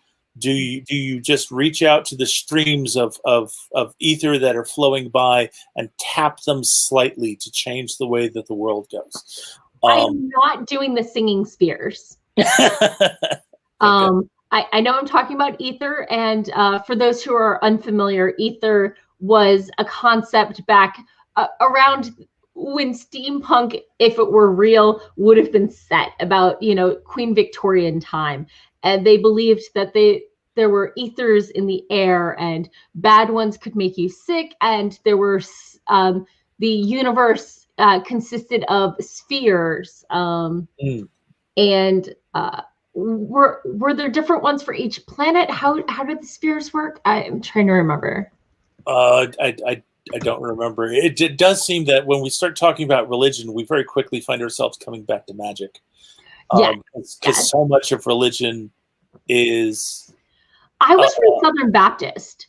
We had no magic in our church. We ate the bread in remembrance of him. We drank grape juice in remembrance. Whereas Catholicism, they believe that through an act of prayer and blessings, it transmutes the wine and the bread into blood and flesh, and it's no longer symbolism.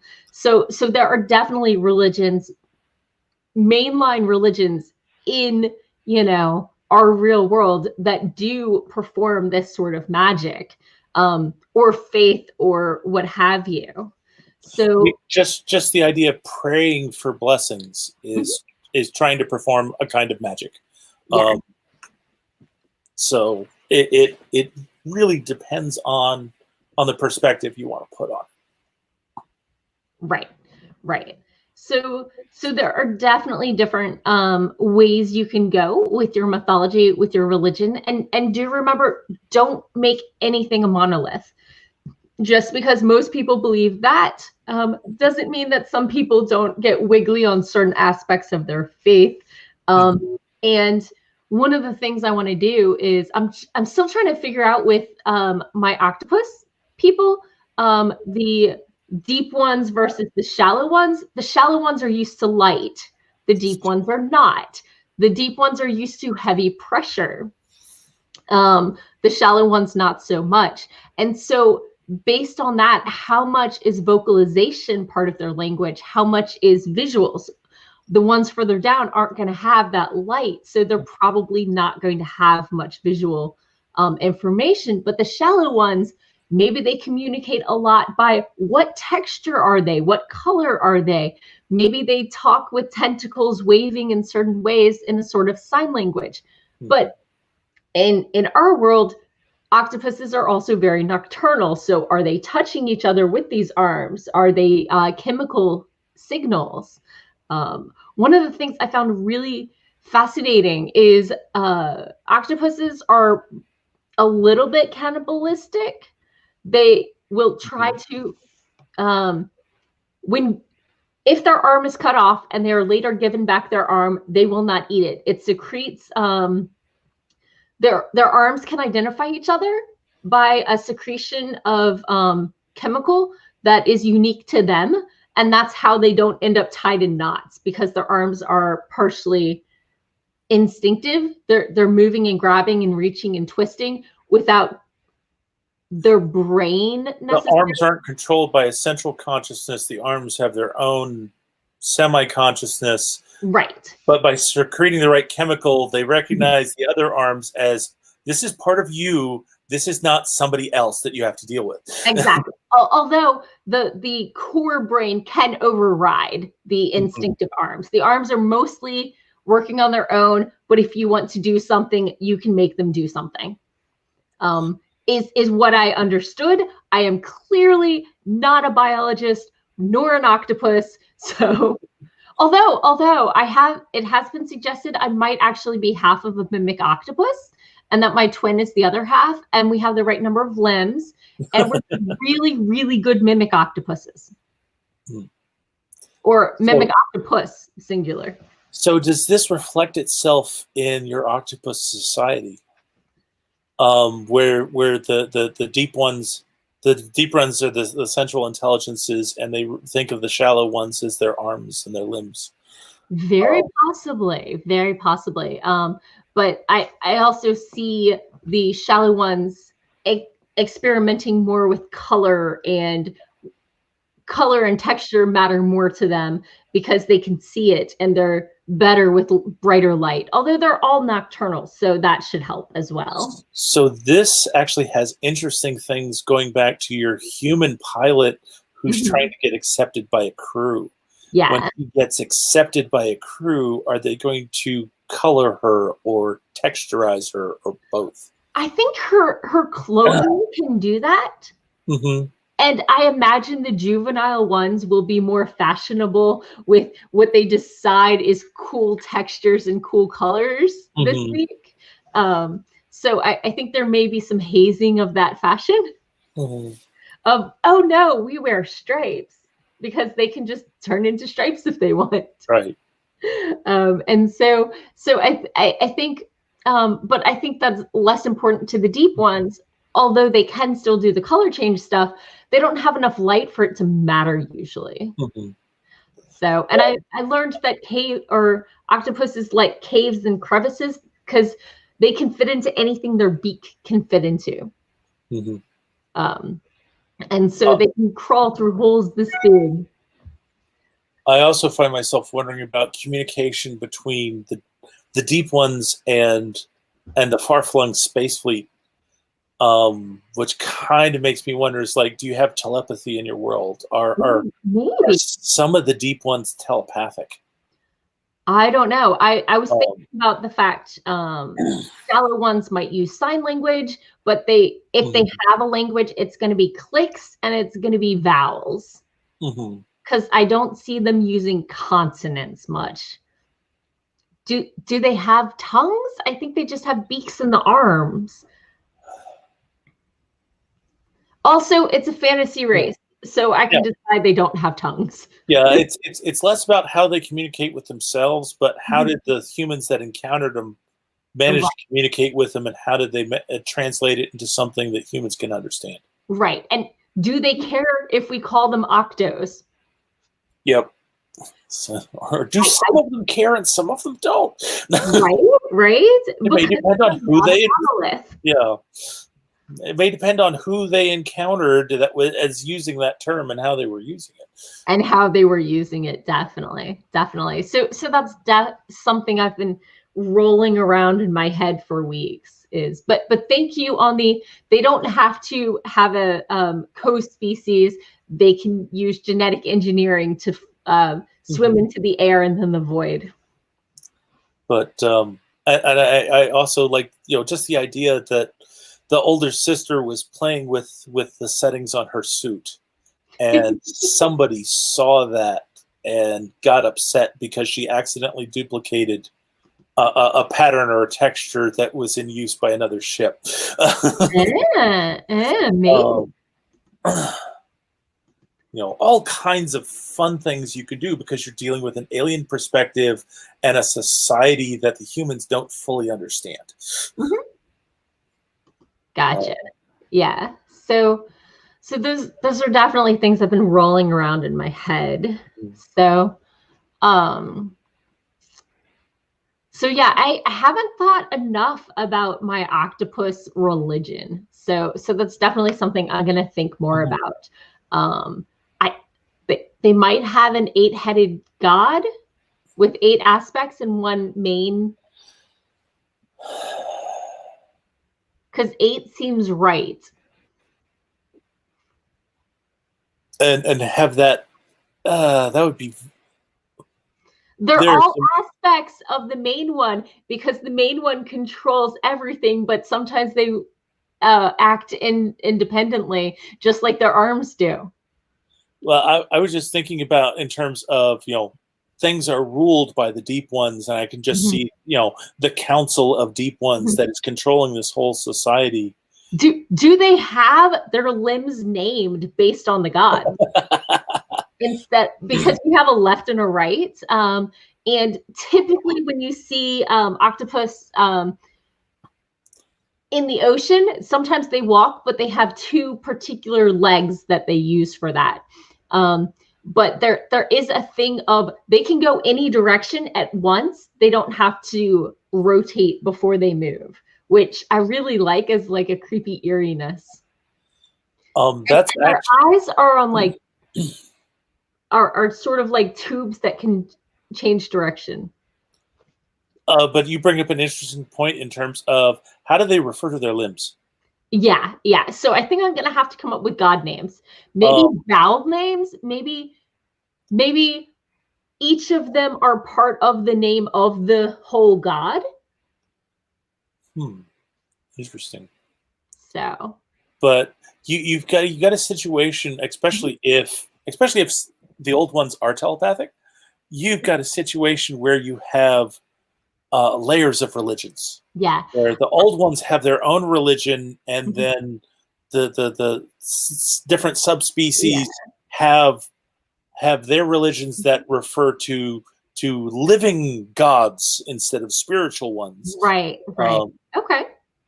So you can have great fun with this. Yeah. Or it's, most people worry about the god that they live on, Mm-hmm. and they leave the deep gods to the deep ones. Yeah. And they don't care either way if the deep gods actually exist, because that's not their, Mm-hmm. Some of them don't care. Some of them, oh, that is too deep for me. I'm not one of the sage ones. And some of them are like, all the mixes in between. When they say too deep, they mean deep.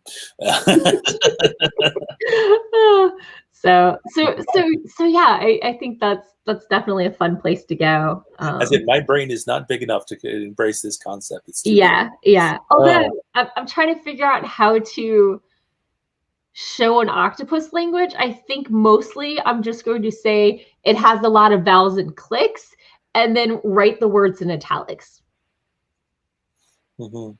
Unless the sound, except for the names of the gods and the arms, potentially. So the other thing is regularly. How do your humans interpret it? Do they actually learn to interpret the octopus language, or do they have some kind of device that interprets it for them?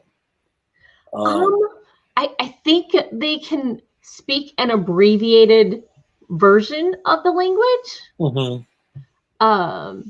I don't think that they can speak precisely the same language. Mm-hmm. So there might be an interpreter. And do they have a written language? I mean, they can definitely draw in the sand and stuff. They don't need paper to, although it's less permanent. And I went with octopuses because of that maternal instinct rather than squids. So I don't think they have ink. And also that was done recently in whatever that sci-fi movie was, where they squirted the ink and it just made and they see forward and backward. Oh, right. Yeah. I can't remember the name of that one, but Arrival. Yeah. But I didn't want to do that one. Okay. So I'm not sure if I want to do telepathy.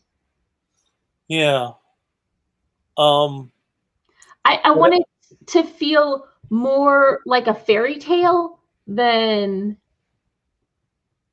where there are rules that you have to follow, and and I want a sense of melancholy, and but there's an underlying hope of, if I follow all the rules and things like that, and I'm clever and brave, I can win. Mm-hmm. Which, you get in a lot of fairy tales, especially since, I've got Baba Yaga has a lot of different faces, and sometimes she's the cruel one you can never beat. But a lot of times it's if you're good and you follow her rules and you're clever and you're quick, you can maybe not outwit her, but win at her own game. Yeah. Right. And you can do well enough that she won't do anything to you. Right. She'll respect you for having played by the rules and done what you should. And so I want that sense of, if you make a misstep, it won't go well. But if you do everything right, there is a way out. Okay. Yeah, I wasn't thinking in terms of of all of the species as being telepathic, but the idea that the deep ones, when they get old enough and their brains get large enough that they can develop telepathy, that lets them communicate, that lets them suddenly be present somewhere through someone else. What if the ships are a hive mind? And it also lets them communicate with the ships. I think I like it better for the ships to be a hive mind. The ships to be a hive mind? Yeah. I don't know why. I'm kind of liking it, though. There's definitely a community aspect there, that you have to be accepted into the community of the ship. Yeah, definitely. So, but because while my octopus people are not going to be as solo as natural ones on Earth. They're going to be, I think, very selective. Mm-hmm. And I think they're going to be small communities. I keep falling into matrilineal societies, but the mothers are the ones who stay around and watch the eggs. So what are the male? Baba Yaga is a scary ship. It could be a scary ship. I kept debating if I wanted it to be a human, but it could be a ship. Maybe it's a ship that sends them on a mission that is risky. And by succeeding in the mission is how she earns the trust of the octopus people.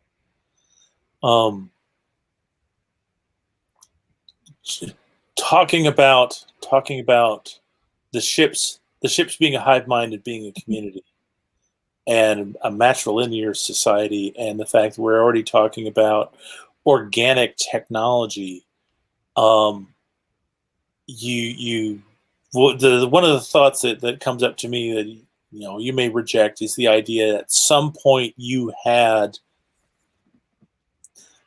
a matriarch in this society that decided that she was going to transform herself to become a ship. And the idea that the crew of the ship, who eventually, when they get old enough, become part of the ship, are all from her brood. So the males may come and go. Right.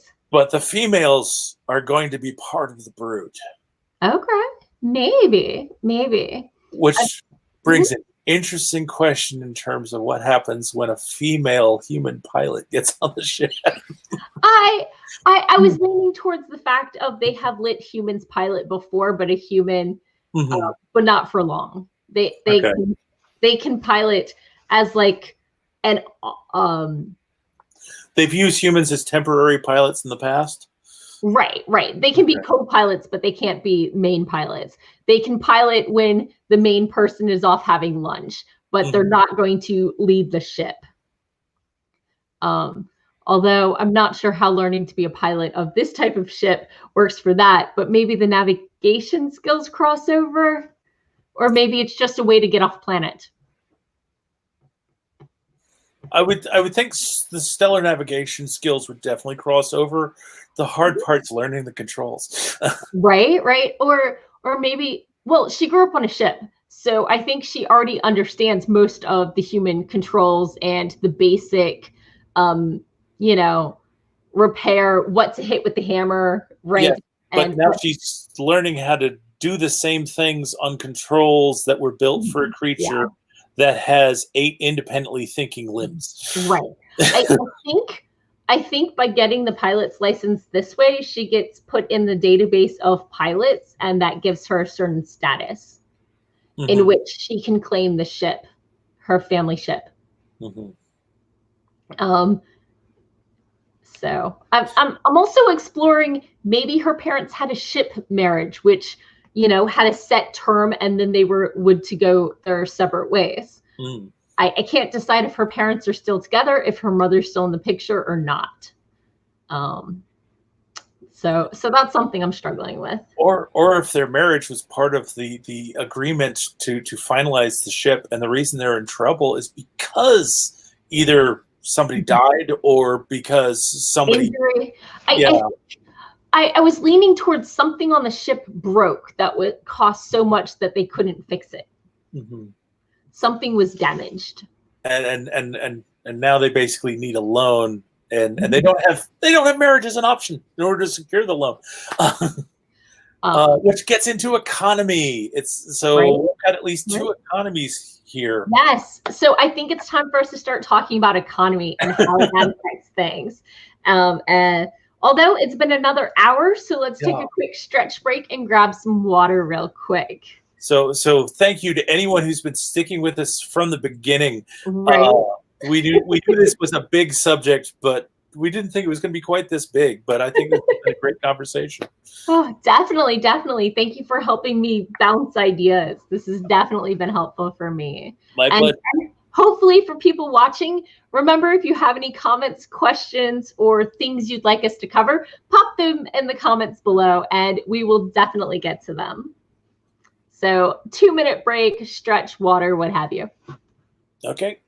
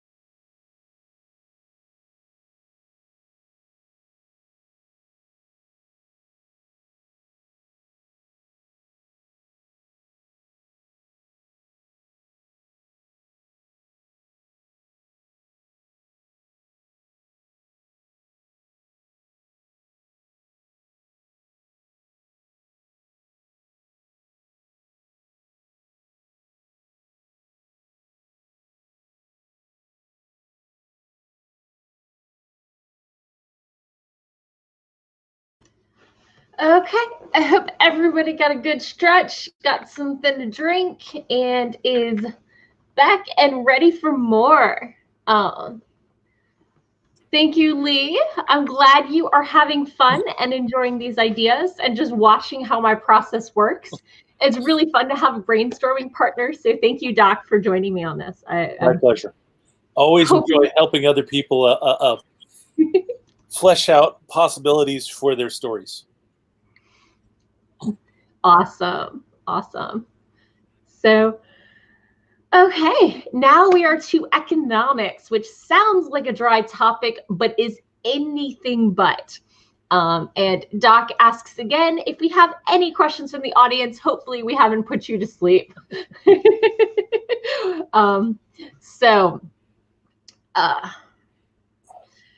Most cultures, economics starts off with bartering. I have something you need, you have something I need, and we exchange it. But a lot of times you're going to see a lot of cultures or a lot of stories default to, especially ones written in Western culture, default to the capitalist society that we have now, the one influenced heavily by the Industrial Revolution and the robber barons. And, well, we all know the original trickle-down economics was called feudalism. Yeah. And that worked really well for the peasants. Not.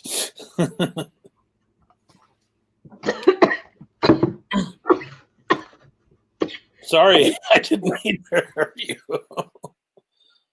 Oh. You may have killed me. Oh, I'm sorry. I inhaled that sip of water.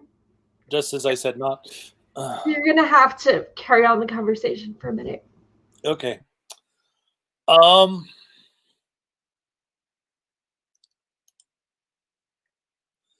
So when we're dealing with economy, you really need to look at who's producing things, what are they getting for them, where's it all coming from, and that does sound really dry, but you really want to avoid the kind of fantasy economy you see in D&D, where you have got adventurers who are going out and they're coming back with bags of thousands of gold pieces and silver pieces and destroy the entire local economy. And they still can't buy anything good because the prices are so high. And it's like, it's really the concept of, how much should a copper piece buy, really? Right. It's like, what, you should be able to get a drink for a copper. You should be able to get a good meal for 3 or 4. And so many of these fantasy realms just absolutely die under horrific inflation just because adventurers come to town. They've got tons of money. So I just wanted to be super lame and self-promoting, and a couple months ago I shared my notes from a panel called "There's No Target in Middle Earth." Mm-hmm. And it discusses Bilbo Baggins and his around the house robe is patchwork, silk of different brocades. How much money? Where did the silk come from? How does he have enough money that his patchwork bits of scrap are made out of such high quality stuff? So you're going to have to look at where these things come from and what is valued and what is expensive. And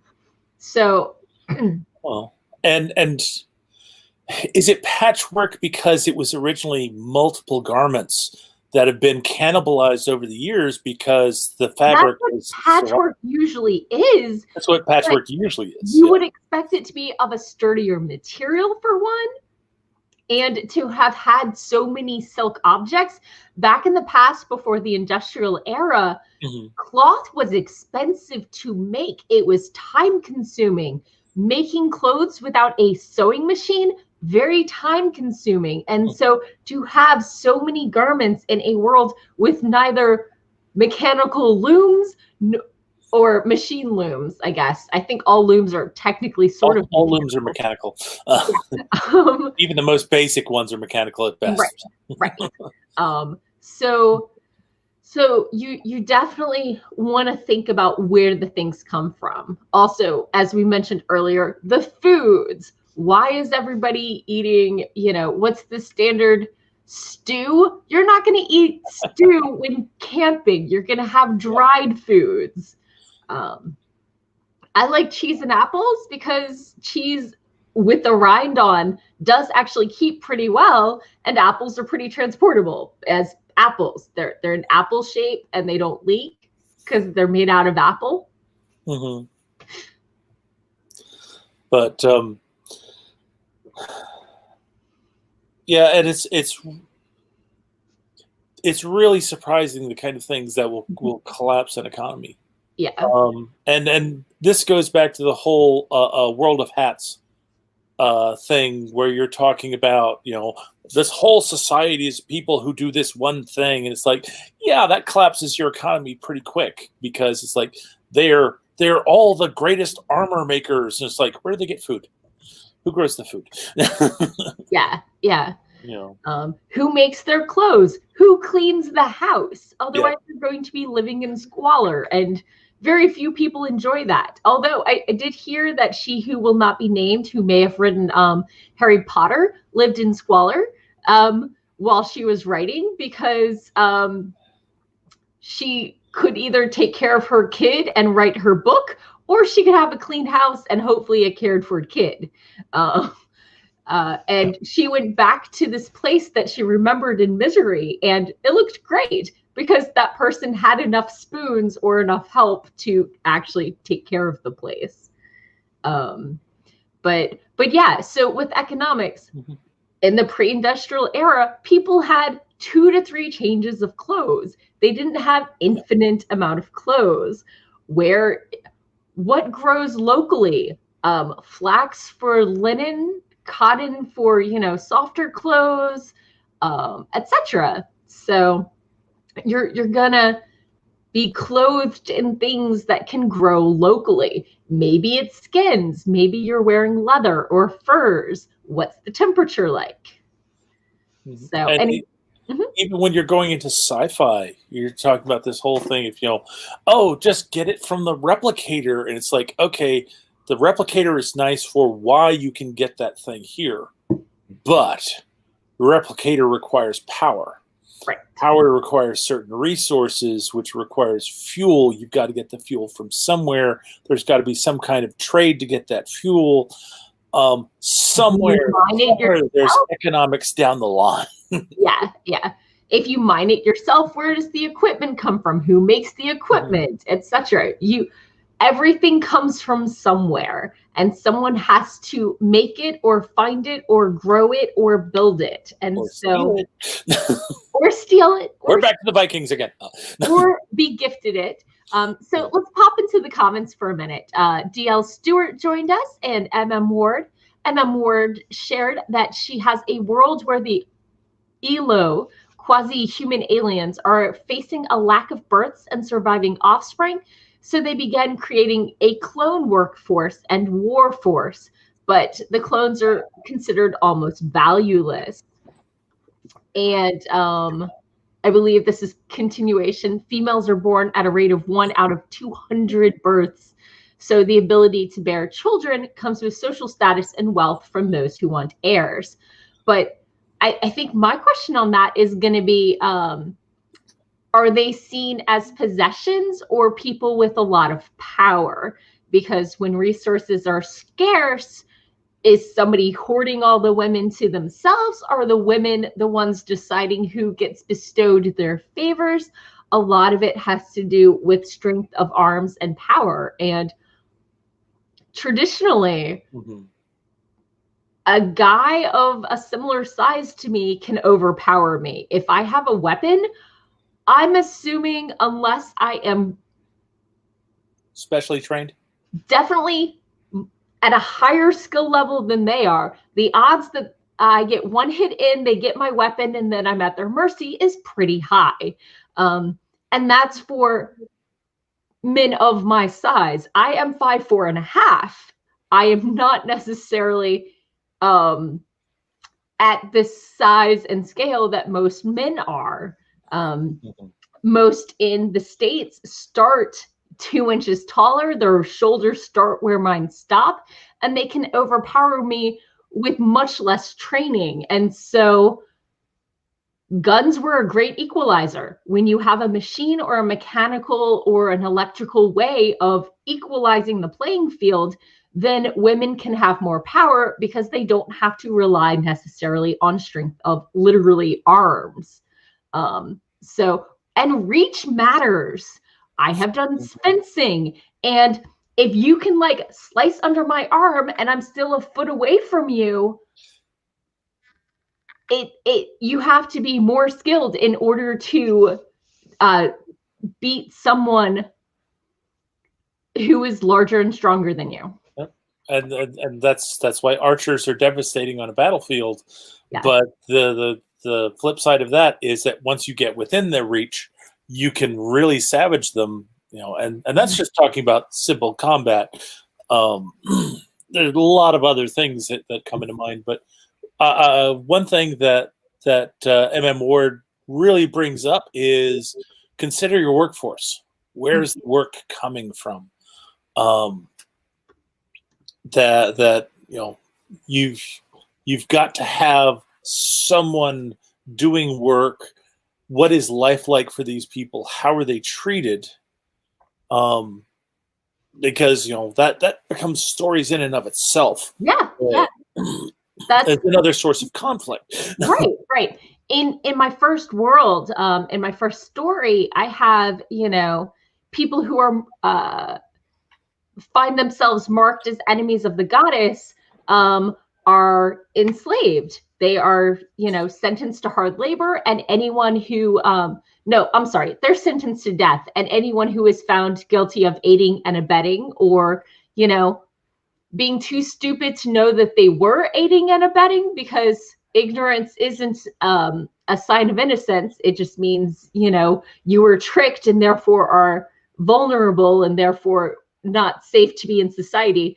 Your family and friends are sentenced to 20 years hard labor for aiding and abetting. And that's where a lot of the workforce comes from.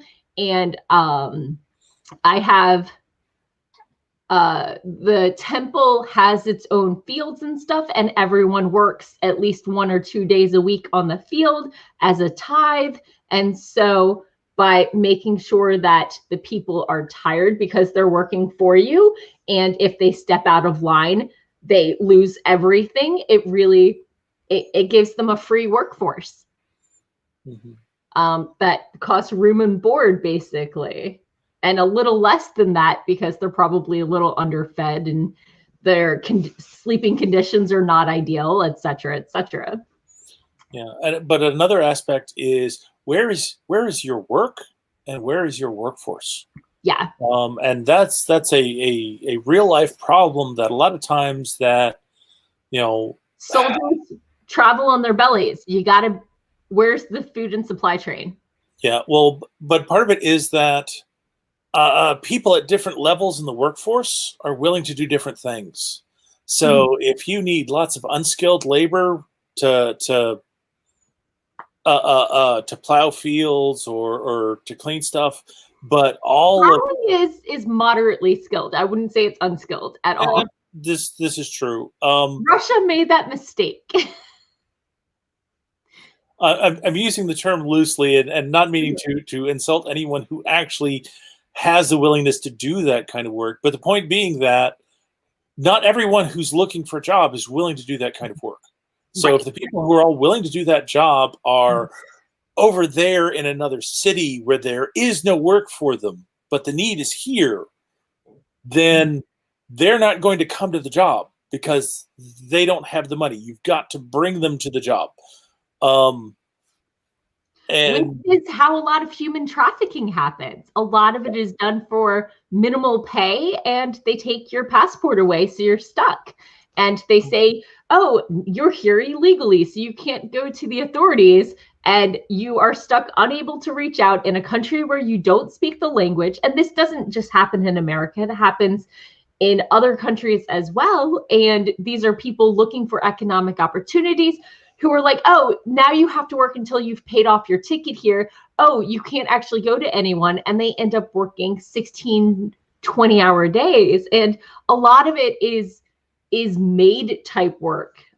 It's manual labor. It's not necessarily human trafficking in the sex trade, which is what we very often think of, but also, you know, migrant worker level farming and stuff as well. Sorry, that went a little dark. Yeah, that did go a little bit dark for a minute. But when you're world building is something you have to think about. It is. And humans are humans. If you're writing tales about humans, all of us have the same capacity for evil that we do for good, and you're going to have a mix of people. So Andy in the comments says, potatoes are what we eat here, Deathstalker and the Warriors from Hell via MST3K. And I'm also going to flash to that Mars story with Matt Damon with potatoes. Yeah. And also the Hobbit YouTube video. Potatoes. That also gets into the scarcity of materials. Right. In one of my Crackle and Bang short stories, the characters are visiting someone in Istanbul, and they're going to dinner, and they're bringing a dish of food as a treat, and they brought creamed corn because they don't have corn in Istanbul. And it's, you know, it doesn't sound very fancy, but it's exotic because of the scarcity. Right. So and also thinking of scarcity while we're talking about potatoes, famine, especially if the fruit or the vegetable is the type that clones itself, like bananas. I read somewhere that, you know, the taste of banana runs, how they don't taste anything like bananas. Apparently, they taste like what bananas used to, and there was some sort of infestation or infection of that type of banana, and so that type of banana died out, and we have Cavendish instead. And they don't taste like those banana runs. And I wish they did, because those are really good. I mean, a little sweet, but I assume because it's candy, it's a sweeter version. But I would like to try those bananas. But because the species is a clone of itself, they don't exist anymore. And that's a lot of agriculture goes in for monoculture. They select one plant that fits their needs, and pretty much everybody grows that. And the big danger of that is that Bred delicious, which aren't delicious. They are bred for sturdiness, shippability, and color, and not flavor or anything else. They were originally delicious. The problem is genetic drift over time leached all the flavor out in favor of all those other qualities. But I mean, it also is great. But Panera, this is my shout out. Switch brands of apples, please. Give me a Gala. Give me something else. Granny Smith, anything. Golden Delicious. And side rant here. You know, all those ugly fruits, they're not thrown away. 9 times out of 10, they are turned into applesauce or fillers or potato chips or animal feed. They don't actually throw them away. What makes people throw things away are not having the people and the staff and the personnel to harvest before the things rot. Yep. But the point where I was going for was that because the monoculture, one disease can wipe out an entire crop. And because in our agricultural heritage, we don't have enough diversity of plants. A lot of crops, especially a lot of big money making crops, are really susceptible to that. And you can either have that in your world, or you can not have that in your world, because someone's smart enough to say we need to diversify. The Wind Up Girl by Paulo Bacigalupi deals a lot with monoculture, and they have crops that are owned by corporations, and you can't get the seed, and the seed they have genetically engineered the seeds to not be you can't plant them the next year, so you have to keep buying from the corporation. And so they've created a worldwide famine. It's a really good book. It goes really dark places. There is some very abusive scenes and stuff like that. So caveats, but it was an award winner, The Wind-Up Girl. Or you can have something where you need a special chemical in order to activate the seeds for them to germinate, and only the company that produces it has that chemical. Right, which is horrible and cruel and heartless. But anyway, hopping back into the comments, DL Stewart said that in his world, the knights are mentioned to be eating bread and dried fruit a lot, and only meat when they've been hunting, which is definitely a thing. Although a lot of times in like medieval society, they would have a fish pond that they kept stocked and fed, and so, or birds and that sort of thing. So there were some animals that were farmed in some levels. And eggs are really easy for anyone to keep in their backyard. Although, as I've learned, chickens are solar based. They have to have X number of hours of sun per day to lay eggs. So when the winter gets shorter daylight hours, they're going to have fewer or no eggs for a couple months. So I have some friends who keep eggs because, fun fact, chickens came from the jungle. They are originally jungle birds. So that is their natural habitat. So just putting that out there as a fun fact. But goats and chickens are really easy for someone to keep in a backyard and a backyard garden. And a lot of people throughout history have done that. It gives them milk, it gives them eggs, it gives them wool, you know, especially if their goats are not necessarily as genetically specialized as we do now. Typically with goats, you either have meat goats or milk goats or fiber goats. But back in the day, they were decent at all of them, but not great at any of them. And those are probably what your society is going to start off with, at least. Yeah. But that's a good point, DL. Dried fruits were dried to make them good for transporting. Bread is good for transporting for a while, but it means you need resupply stops, because while you can carry grain with you, it is not easy to make bread on the road. And that's another reason why you often have corn cakes and that's flatbreads like that. But also a reason why you have characters with dried meats, because if you are going hunting and you've got more meat than you're going to eat in a sitting, it's fairly easy to hang it over the fire and let it dry out overnight. And that will last for a few more days. If you can properly smoke it, it'll last much longer. Yeah. And I was actually talking to my wife earlier today, the whole idea of taking a hammer and beating a steak or a roast into making it tender actually came from before refrigeration, when drying and curing meats was the only way to preserve them. And that usually meant that before you ate it, you had to boil it to get moisture into it, and then you had to beat it with a hammer to make it tender enough to eat. Oh my goodness. And do you remember underground, it tends to be in the mid 60s, and that's why root cellars work. They keep things cool, maybe not quite refrigerator cool, but they add days or maybe a week or two to how long something will last. So a lot of fruits and vegetables can be stored in root cellar sort of things. And that's definitely a natural sort of food preservation method. So jumping back into the comments, let's do the follow-up of MM Ward's 1 in 200 of these aliens are women. And she says that females get to choose who has children, and they can kill males without consequence during the breeding lottery. And they're only required to have a child every 3rd year, and the men raise their sons. So 3 years makes sense. It's still rough that they're required, but that's enough time to raise and nurse, I think.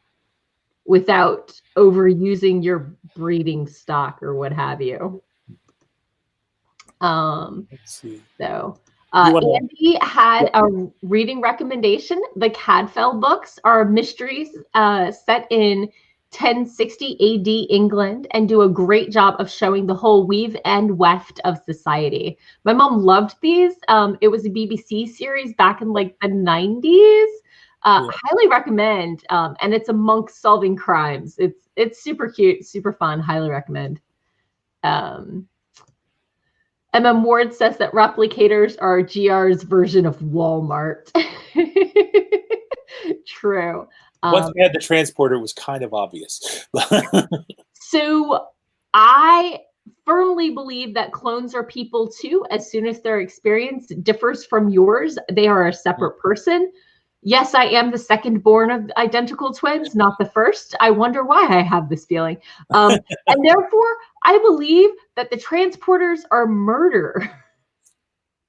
They are cloning you and murdering the original. At one point, I got to thinking about ancestor worship and the whole idea of a technological society with transporters that does believe that the transporter kills the original and recreates a new creature at the destination, but considers the original as being the ancestor of the new creation.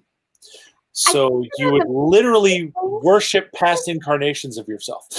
I consider them siblings.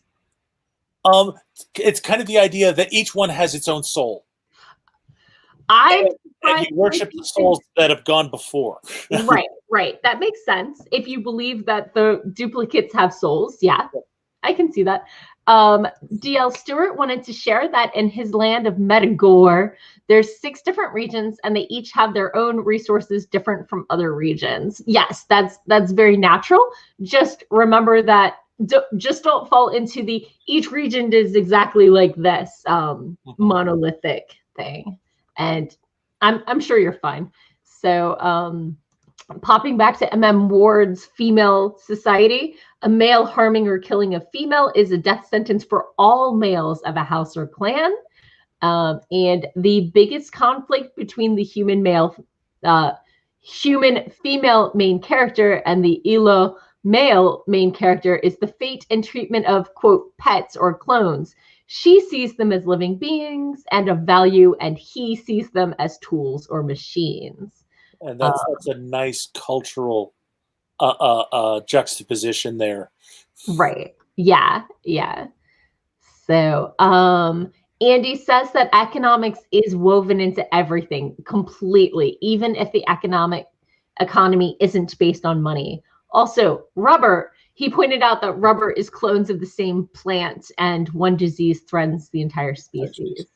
So yeah, that's something that happens way more common than I think people who aren't involved in a certain crop would care to know. Apples typically, from what I hear, are very hard to establish, and most apples, when they switch breeds, they take a cutting off of whatever type of apple they'd like to grow and graft it onto the established plant. And Johnny Appleseed was not planting apples to eat. He was planting cider apples. And when Prohibition came around, they grafted them all into eating apples. But our nation was founded on hard cider. Johnny Appleseed was planting apples in order to claim land. That too. He made a fortune out of claiming land because he'd improved it by planting apple trees. Right. Even if they weren't eating apples. So Ward wanted to let us know that her great-grandfather used to take 3 chickens and a milk goat with him when he was driving the mule train freight wagons from Kansas to Colorado or Texas. Yep. Chickens and a goat. That'll feed you. Yeah. D.L. Stewart wanted to share that he created a currency called bellies and chips. It's harvested from tortoise-like creatures, and the stomach of the creatures is cut into coins, the bellies, and the shells are cut into coins called chips. The poor tortoises. Do they grow them back, or is this like murdering them? Do they eat the meat? Or is it just, let me take the horn and let the creature die? That's He said that the shell of the creatures change color as they age, so the color of the chip determines how much it's worth. The older the creature is when they're harvested, the more it's worth. Do they farm them? Sorry, I'm very disturbed. They would have to, and it's like wine. It's an investment with wine and living animals. If your money is made out of these creatures, they can't just be found anywhere, because then people would just go out and slaughter a bunch of them and make money. I mean, let's back up. I mean, cows and horses are worth money and meat and things, and have been known to be wild. Same with pigs and things. I think they're mostly controlled, but there are some wild, is in my head how it would work. And he says, yes, they farm them, obviously. Yeah. Okay. It's like, yeah, the pigs are worth something, but pigs aren't your currency. You have wild pigs. If you can capture them and domesticate them, that's worth something, but you're putting work into it. You're not just going out, grabbing a random wild pig, killing it, and using its body parts for money. I mean, if I sell a smoked ham, it's worth money. True, but you're putting labor into capturing the pig. You're putting labor into turning these into coins. I guess, but I think it's just where you draw the line between, does this count as barter or does this count as selling? Yeah, that does become interesting. It's a little wiggly. So Emma Ward says apples are clones via grafting, which I think we went into. So Eva, hello. Got here too late to join the convo, but is enjoying listening. No, toss any questions in. We are open to answering anything you have about world building. We don't care if we revisit something we talked about 3 hours ago. We're definitely open to it. So popping back in the comments, MM Ward said, how would the souls thing work within the altered carbon universe where stacks or souls can be moved from sleeve to sleeve or bodies? That's actually an interesting question, and I am definitely not the author to answer that question. Looking at, I haven't read the Altered Carbon stuff, but I've watched the series, and they're definitely of the opinion that the version of the person that's in a sleeve is the person. I mean, they have to establish some sort of rule. Yeah. Otherwise, I mean, inheritance gets really wiggly. Mm-hmm. So jumping ahead, Eva agrees with me. Turtle grave robbers trying to dig up my turtle graveyard from rescuing all the turtles and letting them live a full and long happy life. I can totally see that happening in that world. I would be part of like the Turtle Underground Railroad rescuing those turtles. And Eva was very curious, what color are the oldest or most valuable? M. Ward says in the Slavic region, there's a huge apple forest and none of the apples are edible. I'm curious if they were not farmed that way, or if it's genetic drift. Maybe they became inedible, or maybe they were a food source for another animal, like wild pigs or something that are no longer in the area. And Eva agreed, husks and ivory come to mind. And pearls, farming pearls is indeed, I mean, I think you have to kill the oyster or the clam to get to the pearl. They shove a piece of sand in there, wait, 10 months or 3 years or whatever, and then they pull the pearl out. And I can't see how they do that without killing the animal. So D.L. Stewart says that his turtle things live only in humid climates, which makes sense. And Eva reminds us that wild strawberries are not yummy. No. Really? And D.L. Stewart says that the most expensive coins are white with red veins appearing throughout the shell. So I think we've caught up on the comments. Any other thoughts on economy and mistakes people make very often? Oh, from my target doesn't exist in Middle Earth. There was the observation that wild country is very rare in settled countries. Like the open moors and the fields and the prairies in most places have somebody grazing on them or some sort of herder. Even if they're not there now, they might go through depending on the time of year, you know? If the country is populated, someone is going to find that space. There's people who either want to be away from other people and will take over, and or, you know, people spread out as much as they can to some degree. There are people who like to congregate and people who like their space. And I think they kind of balance. Eva, we did indeed go into human trafficking as it pertains to economy. And we discussed the fact that most human trafficking in this day and age is for manual labor and maids and cleaning and that sort of thing, and farming. Although there is also, of course, human trafficking in the more sexual sense. So yes, that was covered. Popping back up, MM Ward said they're wild apple trees. And I totally understand that. But I was just curious if they were originally something edible and they became inedible over time, or if they were just always like that. Right.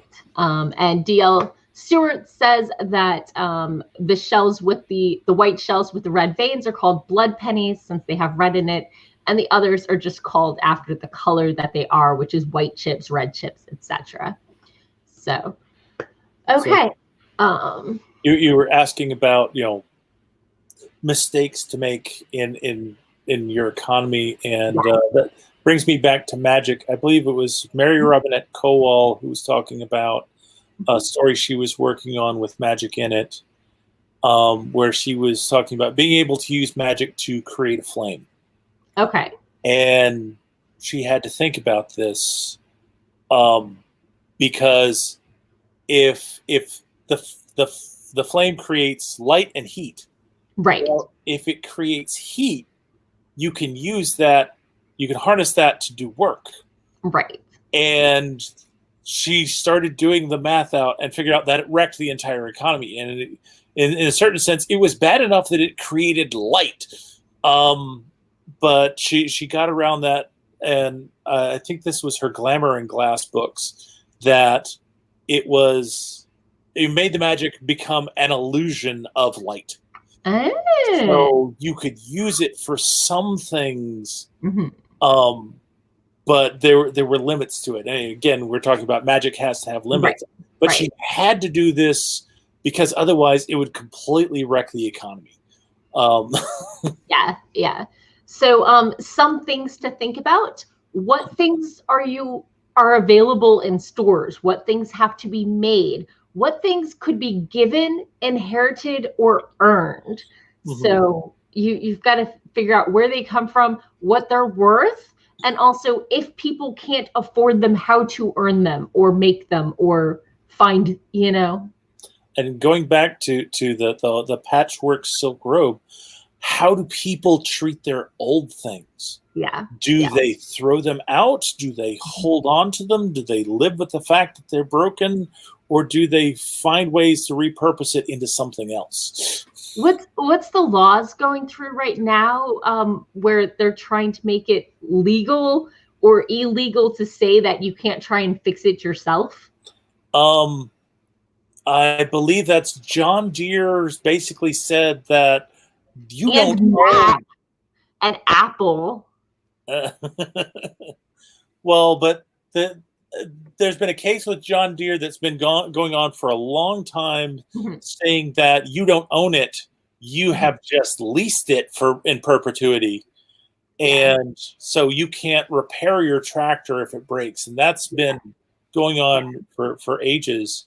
Massachusetts is working on passing a law on the right to repair, and I was in a discussion last night where they were talking about how dealerships we're told that they have to lit independent places get the information from the computer about what is wrong with the thing. And now they're like, oh, it's not a connection, it's a Bluetooth algorithm, and that's proprietary and stuff like that. And so they're if you own something, you should have the right to try and fix it yourself. Andy has to head out and is looking forward to the replay. Thank you for coming and asking so many questions and great book recommendations. Much appreciated. So yeah, where were we? The whole right to repair thing also brings up up until about 50 years ago, that was expected. That was what almost everyone did. That was normal to reuse and to, I mean, Gone with the Wind and her curtain gown. Yeah, it brings up the whole issue of the disposable economy. Yeah. You know, what are the things that are basically made to be thrown away? And it's like, I just got a new stereo in my car because of slight damage to the old stereo, but no one repairs them. There are no spare parts to be gotten. Yeah. So you just replace the whole unit and move on. We don't know if or what undergarments look like past a certain point of time because nobody kept them, or maybe they were replaceable, or maybe they turned into scrap cleaning cloth. We don't know. They became cheap enough that you could just throw them out. Maybe. And so I was doing a little research into historical menstrual products. What did they use? Did they free bleed? So I know this is a touchy subject for some people, but under aprons apparently were a thing where you take a lot of wool cloth and you just tie a strap around your waist and have the folds between, and it catches and wicks away. And they used basically diaper-like materials because you're doing similar things in similar spaces. So I just smile because I had to do research on what was traditional Indian underwear at one point. There you go. Right? It's like things you never thought you would research as an author. Yeah. So popping back over to the comments, MM Ward said the genetics of apples are interesting. You can take the seeds from an edible apple and you might get an edible apple, but most likely won't. And apple seeds contain the DNA of all apples, not just the type, which would explain how the grafting works so easily. I'm curious about the exactitude of that, so I might do some research at some point. DL Stewart wanted to share that in his world, the overall magic system limits for jinns and liches and elestrians only exists in terms of not being able to work on any living thing. Okay. That's a good limit, I think, especially for jinns and that sort of thing. So MM Ward said that the turtle shell coin reminded her of the tulip bulb trade that the Dutch totally dominated in the 18th century. Yep. Eva says she's been looking into solar punk and then asked if that was the correct term, like steampunk with less industry and more eco-focus. That is definitely one of the things. Solar punk is a thing, although solar punk is, I think, actually more dystopian, only with us being on a solar based, we're using so more of an ecological cyberpunk. Yeah. Eco-punk. No. Right. That's what I thought it was. I've done I have a thing on hope punk, but I'm not as precise on solar punk. So the best thing about doing a discussion while you're online is that you can just look. Yes, solar punk is similar to steampunk in that it encourages an optimistic envisioning of the future in light of present environmental concerns such as climate change and pollution, as well as social inequality. And solar punk encompasses a multitude of media such as literature, art, architecture, fashion, music, and games, and it focuses on renewable energies, obviously, emissions and gardening and that sort of thing. And it's a genre of speculative fiction. Best known examples are in solar punk, ecological and fantastic stories in a sustainable world, and Sunvolt, stories of solar punk and eco speculation. I've gotten this definition and these recommendations straight off Wikipedia. I'm citing my sources. I am not stealing your information. Don't sue me. So going back to the seeds thing, Ward pointed out there was a thing with Monsanto seed genetics that are the property of Monsanto. So even if you save the seed, you have to pay a fee for your next crop, which is ouch. And what Monsanto was doing was even worse than that. So if you bought your seed from Monsanto and your neighbor didn't, but bees pollinated your neighbor's crop with pollen from your crop, they wanted to charge the neighbor for the seed because it had Monsanto genetics in it. And it's like, no, Lord, you're making this too hard on everybody. Yeah. Just to squeeze a few coins out.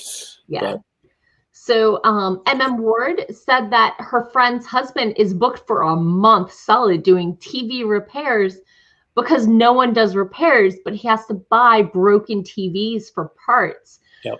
Has anyone else watched The Repair Shop? It's a BBC show available on Netflix. And in it, they repair antiques. And each of the individuals on there has their own repair company. But for the show, they're donating their time. And so people have to write in with why this thing is so precious to them and why it should be repaired. And so they play up the sob story a little, but they show the technique used to fix the item. And they have a ceramics expert and a furniture expert and a guy who redoes like jukeboxes and that sort of thing. And the jukebox guy and the clock guy, both of them just keep spare parts from dead machines. Yep. Because, you know, a lot of times if you're going to fix something, the only thing that'll work is the thing that was custom made for that time and that era and that everything. And so that's something to think about with your economics is how fast is technology growing, or magic tech, depending on your world, and how fast are things going obsolete and how much do they cost? And actually, you just remind me of Bran Gamlin did a very steampunk-like story, The Hidden Institute, and he's a couple other books after that. But one of the things was it was in a resource-rich world where printing was cheap. So if you wanted a widescreen TV, that was easy. So what the wealthy wanted was handmade goods. Right. So these days, like back in the day, everything was handmade. I have a beautiful, absolutely, here, I'm going to show it off because here we go. You see that side table? Yep. Right there? You see that lovely wood? Mm-hmm. It was faux antiqued in the 50s. They painted it silver, and then they painted this almost white color on top of it. And and then they used like stain on top of it to kind of give it depth and faux antique the painting job. Mm-hmm. And it has like veneers that match, and the wood is gorgeous. But back in the 20s or 30s and 40s, when they painted it, everyone had wood furniture. That was normal. That was, yes, it was nice stuff, but they got tired of all the wood. And so they painted it. Me, I was like, I'm going to refinish this. And then my sister got pregnant. I'm like, I could just see her child like gnawing on the leg of it. And I'm 99.9% sure that silver paint had like lead in it or something. And so I used a chemical to soften it up and not aerosolize it, because they said if you do the the water spray, it can loosen joints and it's old furniture and whatever. And so I had friends help me for like 7 months, and we worked on it. And it's a whole set. There's like a china cabinet and a large buffet table, and this, which I call the server, and the table and the dining chairs. But they painted it because that was normal and everybody had it, and they wanted to paint it. And nowadays it's made out of real wood with beautiful veneers, and it's a crime to paint it. And whoever gets it in my will is going to be banned from ever painting it. Use a tablecloth and deal with it. So yeah. Hello, Nicole. Thank you for joining us. I clicked on the wrong one. We're still talking about world building. We got up to economics. We have talked about setting. We have talked about magic and tech. We have talked about myths and religion and culture. We have talked about, what else have we talked about?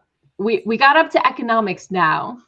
I think I'm missing something. We started off with geography. Yes.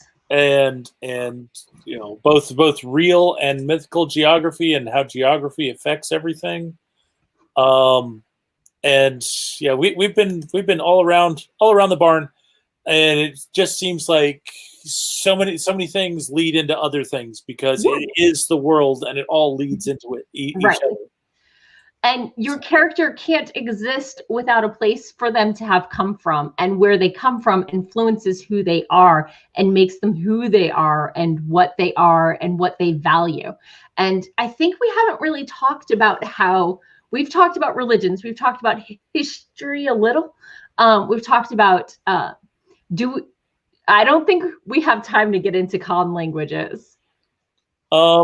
It's been 3 hours. We might have to wrap up soon. Let's just ask for any final questions. Let's just say, well, we talked about it briefly with your octopus people, in terms of how do the humans learn the octopus language? Do the octopus learn how to talk to humans, or is there a translator? And then there's always the fun of what happens if the translator breaks. I got a question. What if you learn to understand what they say, and they learn to understand what you say, but you never actually speak in the other language? And that's one way of working it, because you can understand what the other species is saying, but you can't produce their language. Right. I think there may be some pigeon words, but I don't think that they can fully speak. So I think that's a good one, when you've got a translator between you and the translator breaks, that you end up going to very primitive communication and basic concepts. Yeah, definitely. So let me just tell my phone to stop ringing. Okay. So a couple more comments, and then I think we're going to wrap. If you have any final questions, definitely toss them in. We're happy to answer questions. We're probably not taking on a whole new subject, though. But I did want to mention that all of these things influence what your character values. And when you're thinking about things that you value, think about how your society and your culture has contributed to those things, and make sure it's a decision for what they value and not what you assume is normal. So Eva says magic in her world dictates who is in power, and thus far outside of the smaller communities which run on familial lines or councils or things, can honor be the economy? Yes. I highly suggest the Liaden books by Sharon Lee and Steve Miller. They're sci-fi, but space opera-ish. I'm going to do Sharon Lee and Steve Miller. I don't even know which one to start with. Agent of Change was the first story. Yeah. That actually I started with the trilogy of Partners in Necessity. Yep, that's an omnibus volume that's got the three of the books into it. So but it's a very, very interesting universe where you've got the Terrans, which are people like we know them. You've got the Liadens, who have a very nuanced, honor-bound society and then you've got the Extrang, which are space Vikings, for lack of a better term. Right. So, but the interesting thing is that when you actually get to meet the Extrang in the stories, they are very honor bound. Right. So, and MM Ward says debts of honor or blood debts are a form of commerce. And yes, definitely. I've heard the theory that the reason that the Wookiee Chewbacca is with Han Solo is because Han Solo saved his life once, and so he feels honor bound to stay with him. And I really like that. I in my head canon, totally true. Totally true. So Eva said, just remembered a side tale that involves wealth. Guess who gets to make some more money? And their inciting incident revolves around honor. Definitely, that's something that happens a lot.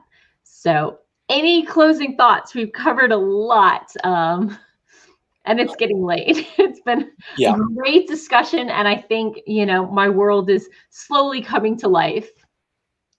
And I'll figure out the rest as I go along. Yep. And I guess that was going to be one of my big closing thoughts is don't worry about figuring everything out up front. You're a plantser. You will come up with good ideas as you're going along, or you'll realize that something doesn't work and you have to change it. Don't be afraid of that. Right. You want to create a framework that you can play in. You don't want to create a straitjacket that will make writing the story a mess.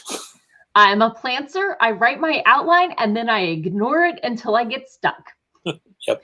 So I'm pretty sure that's how I'm going to do with all this world building stuff. I have never actually world built this much in advance, but I have on my first world I created. I would occasionally write vignettes. Instead of writing more on my story, I would write a creation myth or one of the side characters' background stories. And I counted them as word count, but they went in the appendix that wasn't actually part of the story. And I think that's a great way, if you're doing NaNoWriMo, to get your word count in and yet find out stuff that you need to know about your world in order to continue on with the story. One of the fun things I did in my original manuscript, the Second World Fantasy, is I have two different versions of the creation myth, and one is the heresy, and so which is true, and that sort of thing.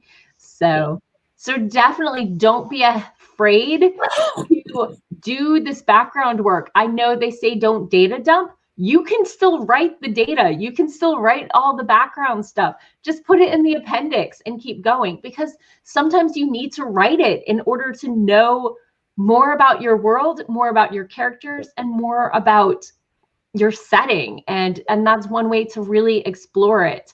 And then you have bonus stories you can share and sell shorts. Just because you figured it out doesn't mean you have to show it in the audience in this story. Exactly. For my first book, I actually have written the sequel, and I have not edited or polished or revised that in any way. But by having written it, I now know what to set up for in book one, so that I'm set to create a sequel if I need to. So we have a couple of people saying thank you in the audience, and GL Stewart wanted to share that he created thousands of years of history about his worlds and lands and loved it. And yeah, your world and your culture doesn't come from nowhere. They got there somehow, and if you want to write the backstory, do it. Just stick it in the appendix and keep going.